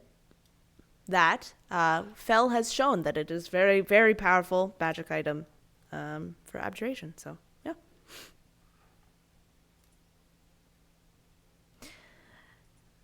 Elwyn pauses and he looks to the four of you. Do you all need a moment to yourselves? I am quite tired, and I must rest. Sure. If it is all right, I will be back in a few hours, and we can begin to plan. Sounds good. Thank you again, by the way. Elwyn nods again, and you just see he just looks very... He's still, like, radiant, like... He still shimmers with this, like, golden hue, but you can see he looks very, very tired as he returns back downstairs from when he went to go make those pendants. And you are alone again. At some point during this downtime, I would give Corla 10 silvered arrows. Awesome. I've taken 10 of my own arrows and silvered them. I've silvered 10 crossbow bolts and 10... I'll probably silver some more bullets, but I'm going to have some silver left over, so I'll just annotate that. What is that called? Silver slag? Just got some leftover silver that I've melted into a little bar.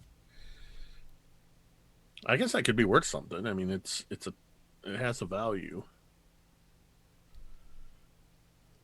Pockets. I just melted into tiny little silver pellets. Keep in my pocket. But yeah, I imagine maybe not long after Eli's handed those off to Corla, Fel would meander over to him and just sit down and say, hey, do you have a moment? For you, I've got 5. Oh, that's sweet. She kind of looks around. You said there's like a couple of hallways branching off of this like main area with the fireplace, Em. So she kind of nod towards one of the hallways and just say, just for a moment or two. Or 5, apparently. That was a joke, Phil. I know. And she can lead the way. And once they're sort of in that corridor area, she again kind of sits down, imagine kind of leaning against the wall. And she says, how are you doing?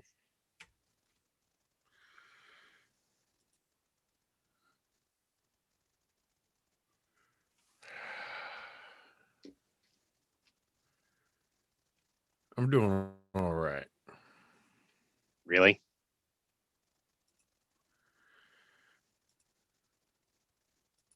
Really?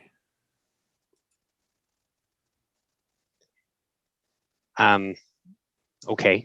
What more? I mean, what more do you need me to tell you? Well, I know this was hard for you with Elwyn. I mean,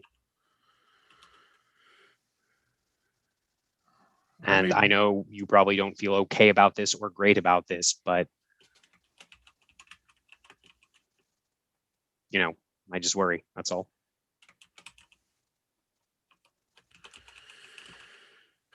I made my thoughts very clear, You did. but I also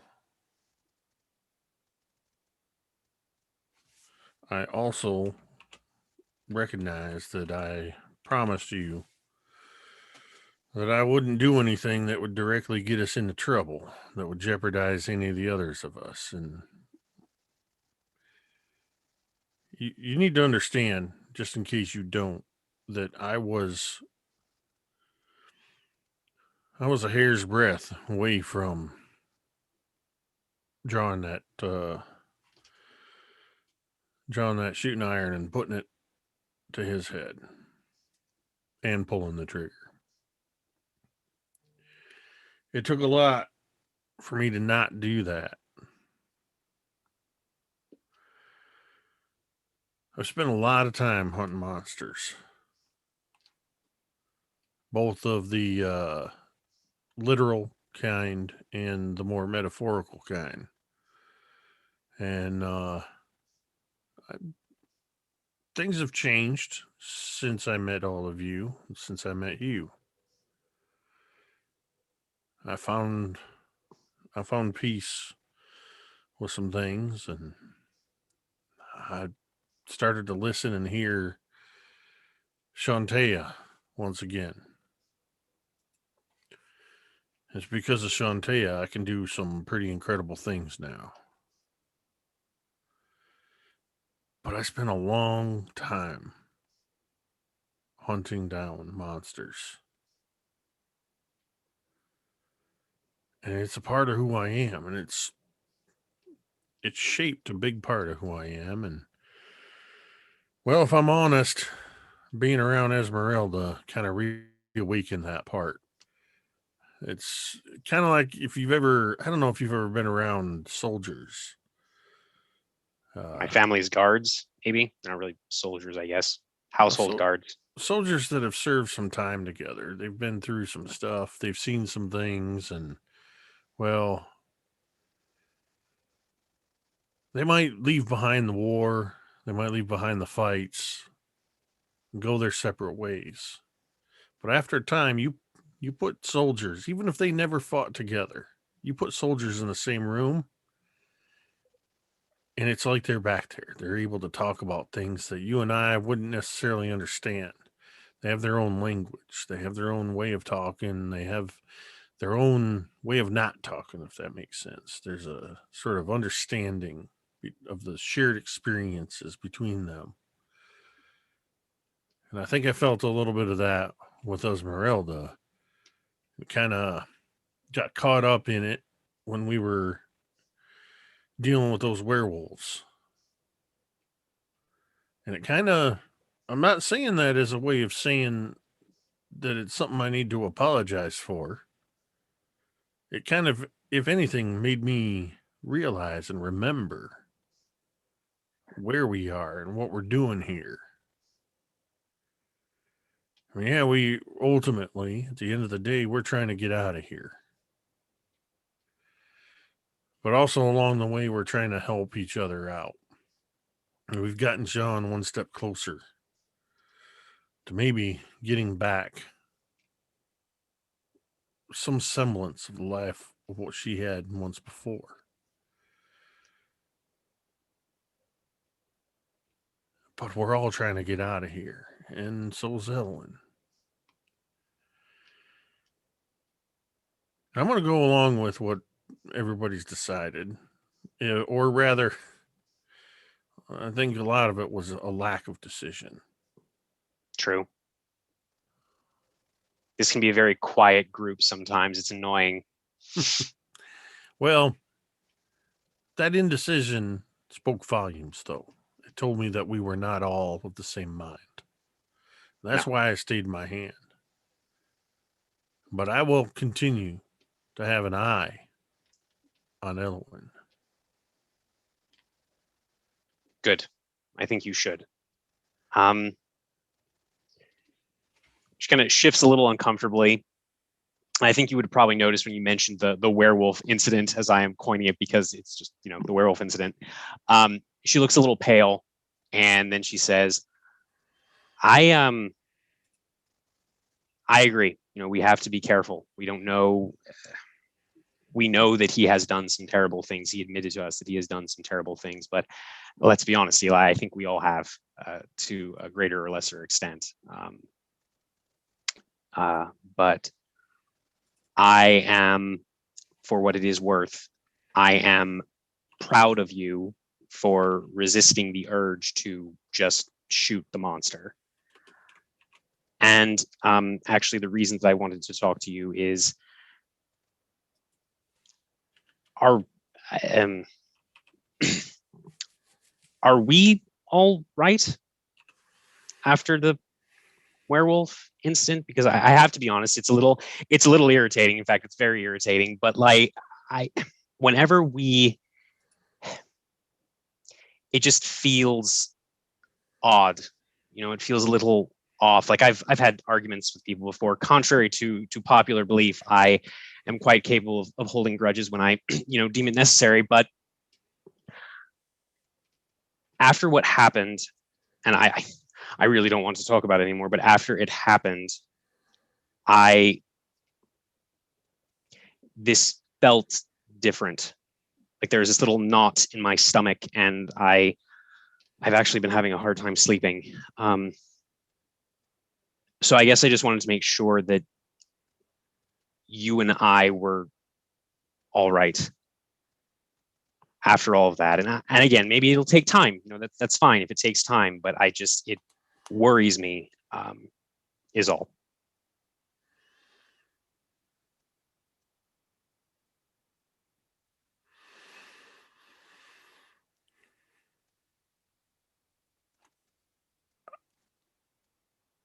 You would see Eli's eyebrows kind of raise a little bit, not out of any kind of questioning or anything, but more as the precursor to a smile.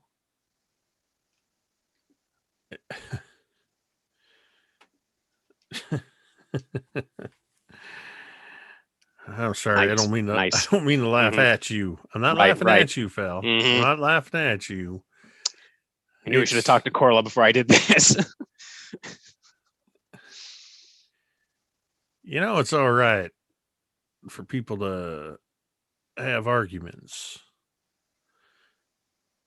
I And do know that, but as strong I said, disagreements and still care strongly for one another.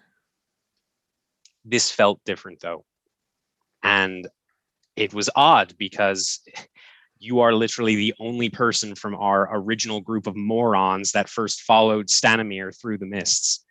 We've lost the Everchild, we lost Gleowin, you lost Oscar, Anatoly. We keep losing people, and you've always been there. And this thought that you were upset with me, or that you thought that I had intentionally or otherwise tried to kill that man, it bothered me a lot, actually. But you're right. I know people have disagreements all the time. Phil, I was mad at you in that moment because in the heat of that fight, you made a decision, no pun intended. But terrible. I'm still learning what these abilities are that Shantea has given me. And I know beyond a shadow of a doubt that there was a really strong chance that I could have saved that man's life. But I didn't have that opportunity. And I was mad at you in the moment. And I carried that anger for a little bit. But I'm letting you know now, I'm not mad. It was something that you didn't know, but you know now. Right. And Yeah. As far as I'm concerned, we're good. I imagine like you see this almost like this just immense weight, this just relief washes over Fel, and she smiles, and then she'll lean forward and she'll kiss you, Eli, um, and kind of pull back and just say, "You're right. I know better going forward, and you were also right. I heard a little bit of what you and Esmeralda were saying after I left, just a little bit. Um, I I don't have the sort of experience that you and the others have. I'm not an adventurer. I'm not a monster hunter. Shall lowers her voice. I'm a nobleman's bastard. I don't really have a lot of life experience. And if that means I need to defer to your wisdom a little more in the future, I'm trying to, really. But thank you. I appreciate that. Well, I'd hesitate to say you need to defer to my wisdom, but maybe at least take it into consideration. Right. I've proven myself to not exactly be the most wise of individuals at times. I've made some rather hasty decisions that have been regretful as well. True. I think the important thing is that we continue to listen to one another and understand one another. That's surprisingly insightful. I don't know about the surprising part. I was going to say Instead of that was a wise, joke. That was a joke. I managed to tell you that without waxing on about metaphorical rivers and such. You ruined it. You ruined it. You were doing so well, and then you ruined it. All right, great. All right. Thank you, Eli. And lest Fel decide she was going to leave and head somewhere else, I just point over to where my pack's sitting and sort of fastened to the bottom of the pack by straps is the cask of Vistani wine. You know, we barely tapped into that thing. That's true. But remember, it did take you an inordinately long amount of time to fill up my wineskin that last time. Of course, you were trying to distract me at that point. So maybe if you do it a little faster this time, we could actually enjoy some of the wine. Yeah. And I just imagine us sort of laughing, and as I pull out the wine and start to I don't know, I guess it's tapped already. Yeah. But pour us some wine. I was hesitating to use the phrase as we pan back away from the room. I tap it. But nonetheless, I guess there's the fire of where I'm smelting and making weapons, and now we're sitting there tapping into some Vistani wine. The camera goes elsewhere in the tower. Sounds good to me.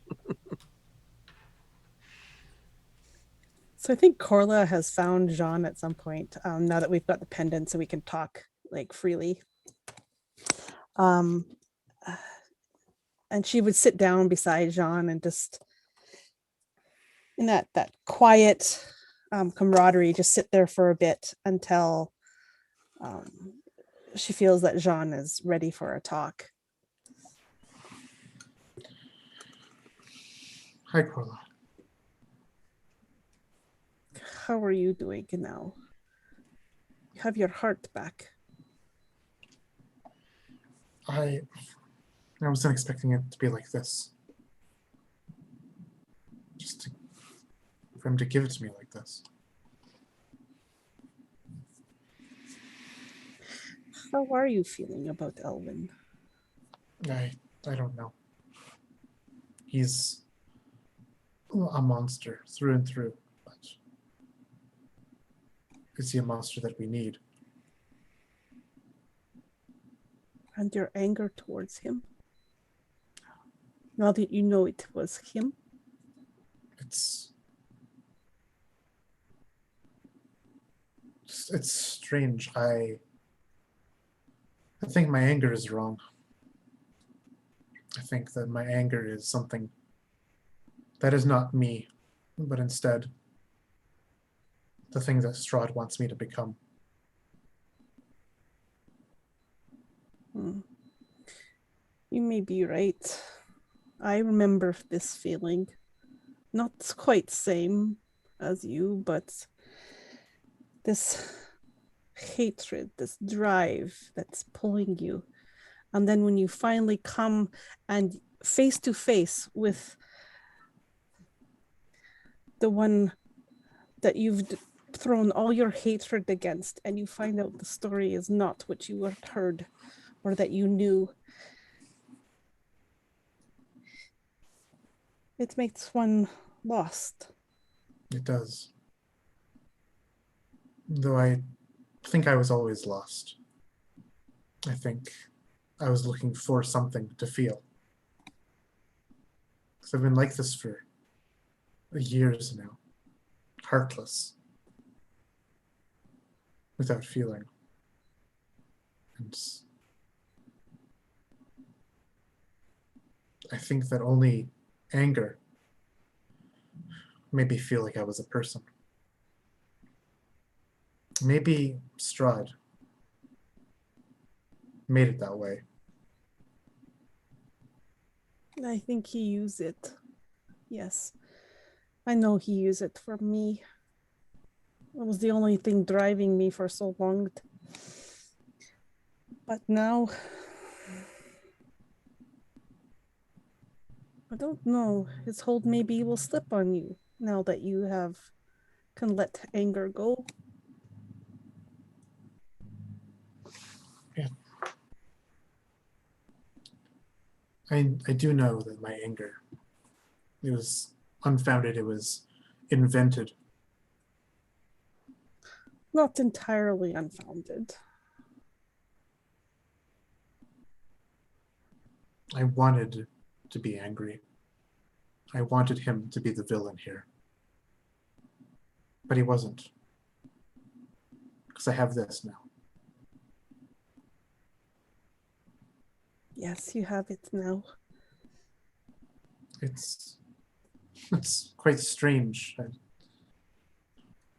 With it next to me, I have something that I haven't had in a long time.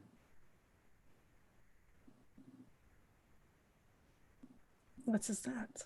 I don't know.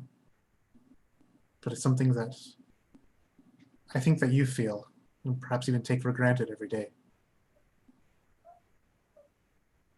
It reminds me of when I was younger.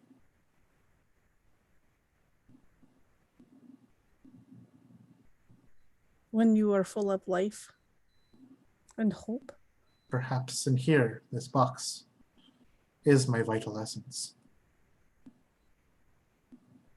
Well, we are one step closer now to getting it back where it should be.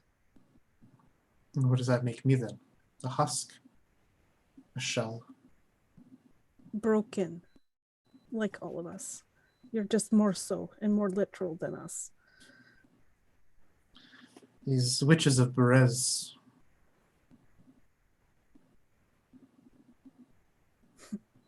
I hope that they can do it. I too. They were not very happy with us last time we met them. Hopefully.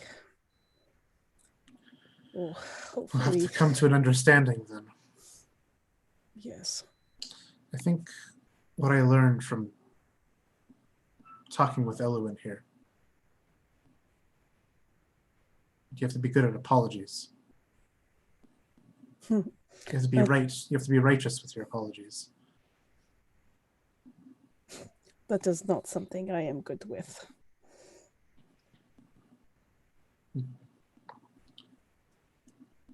I think that's what we'll have to do with those witches.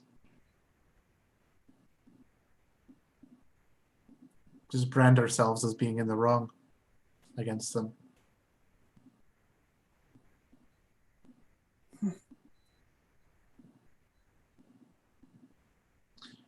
I don't know what I'll do if it works. What will I be? You will be you. You will just be more whole than you are now. It's a life that I've almost forgotten.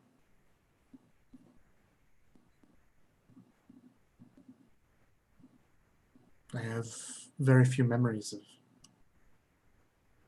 what it felt like to be a person. I think Carla at this point would reach out and kind of touch your hand, like put her hand on your hand. It was a good life. It had its problems, yes, but there were good times.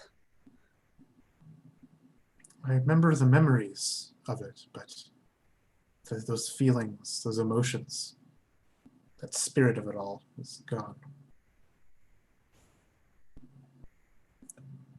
Like you're looking at a painting and just seeing the flakes of paint instead of the whole picture. Like looking at painting of yourself and not knowing at all how it is you, knowing nothing about it. I understand this Yeah, feeling. perhaps, yeah. It's a good way of thinking of it.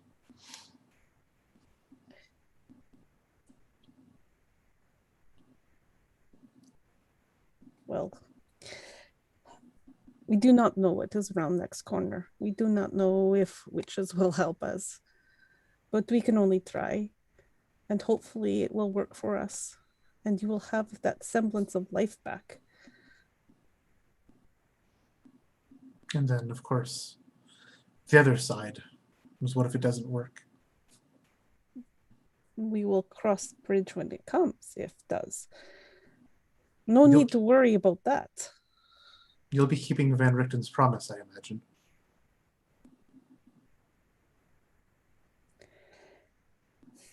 Yes. She nods.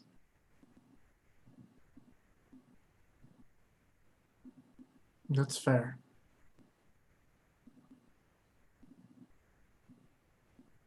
I think I would want the same.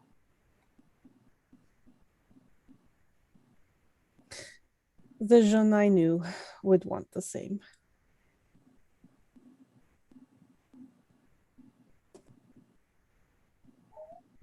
At the very least, you'll be denying Strahd a tool. That's true. I, I do not want to think of this, Jean. These are what ifs that may not happen. Best to look forward and what we have in store now, what we need to plan for, what we need to You reconcile. still have to keep being prepared for the things that might happen. Yes, but no need to dwell on them. You work out what you can control. Prepare for those things you cannot. You must let go right now.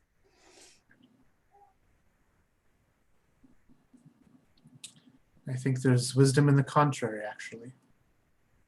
Preparing for the things that you cannot control.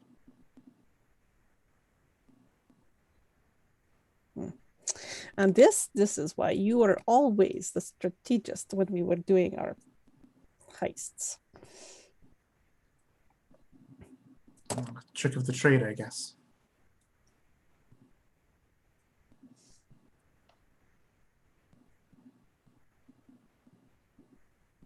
You have safe place to put that. I'll put it with my other belongings, but I kind of want to keep it close. Yes. Just want to hold it. And hold it close.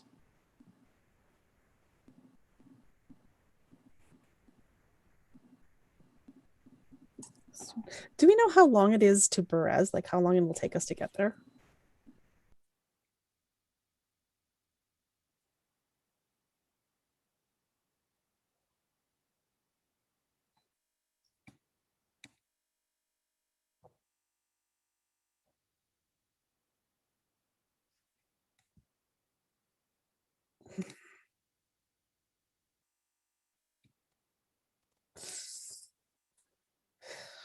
Dear. Make it an even month, just for ease. No, I'm just kidding.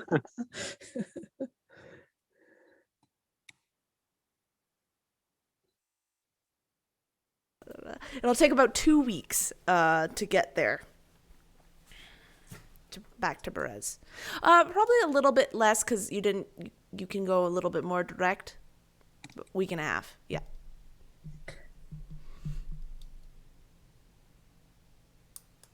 Yeah, I think with knowing that how long our trek is, Corla is just kind of go pat Jean's hand, keep it safe. I will help as much as I can. Not that I cannot, but I will not let anyone take this back from you.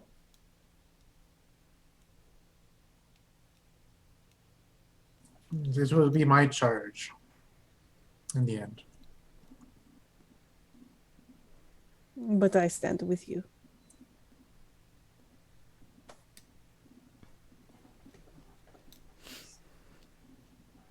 I'll stand with you.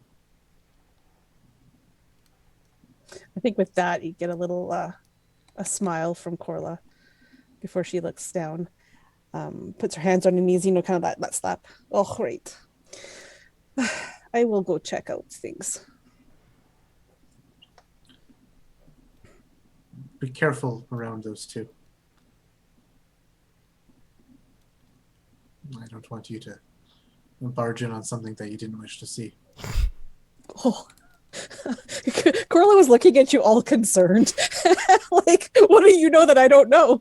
And then you say that, and she's like, I think you get a belly laugh from her for probably the first time in like weeks. An actual belly laugh from Corla. And this will be one of Jean's first little smirky smiles. Yeah, I will not be going there. And at that point, she would turn, I guess, go out whatever door that we happen to be in, whatever room there is, and heading to some sort of outside vantage point just to kind of get a look of the land and make sure nobody's obviously coming after us or something. Just scoping it out. Yeah, you look out and you see it's almost serene. It's cold. The wind kind of bites at you, and the bitter wind chill flows through your body, through your bones, but you feel this overwhelming sense of calm. It's quiet. However, all of you begin to hear the sound of drums. Slow beating, methodical drums. Boom, boom. Corla, you blink. And you feel your arms and your legs tied up in just this splayed out position. You see that you are on this wagon. You hear the squeaking noise of it, and you're on some sort of apparatus that has tied you up and faced you up as you kind of stand. You hear the squeak of the wagon, you hear these drums, and you hear the sound of thousands of soldiers marching. You hear their boots. And finally the wagon stops. And you see who rounds the wagon. Strahd, decked in finery. He smiles at you, this genuine smile, as if he's welcoming a guest to his home. And you look ahead and you see that you are in front of the gates. And he takes what looks to be this prism. It's glowing. And it's made out of this odd alloy metal. And he takes it, and he takes the end that it comes to a point, and he takes that end and he shoves it into your heart, Corla. You feel this electrifying pain course through your body. And you see before you that as he's pushing this thing further and further into your chest, you see before you that the gate beyond kind of begins to shimmer, it begins to shake, it begins to pulse, and it finally dissipates. This weird wall disappears. You see that it is gone. And Strahd looks and he lets out a triumphant roar as he looks to the rest of them. He looks behind you. Jean, you sit upon a horse. You hear the drums beat. You hear the soldiers marching, drills that you have taught them for months and months. They listen to you. They listen to what you say. You are in control over them. You feel this sense of pride.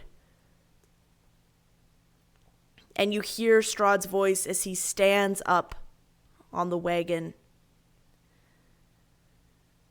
On this day,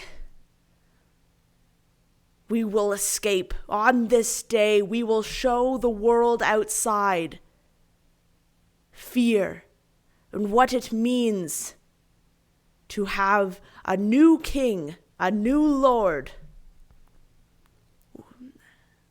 The reign of the old gods is over, and now begins a new reign. A new king, a new conqueror. Together we will march, and together we shall reclaim this land. And you hear, Jean, the cheers of the soldiers, the cheers. You hear the cheer of your own come out of your own chest. And as you walk, we see the soldiers carry on their pikes, instead of banners, they bear heads.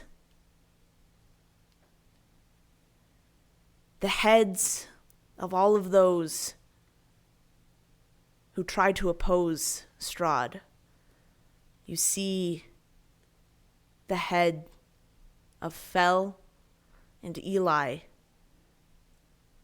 flies buzzing around them as they march slowly towards the now open gate. And that's where we're going to end our session for tonight. Head on a pike. Yep. Head on a pike. Classic. It's a head on a pike. All right. Well, thanks everyone for stopping by. Thanks to my players. That was awesome. That was a great session. Lots of lore. Yeah. Lots of lore. But now you have figured out some things, have a direction to go, and a new ally. As much as you can have an ally in Barovia. A new non-murdery friend for now. Yes, temporary non-murdered friend. Great. So with that, we will head out of here, and our next session will be on February the 2nd. February. Oh, we're in February. Oh, we're way in. Oh, no. We're going back in time. Oh, dear. March 2nd. Oh my goodness. March 2nd. We will be back.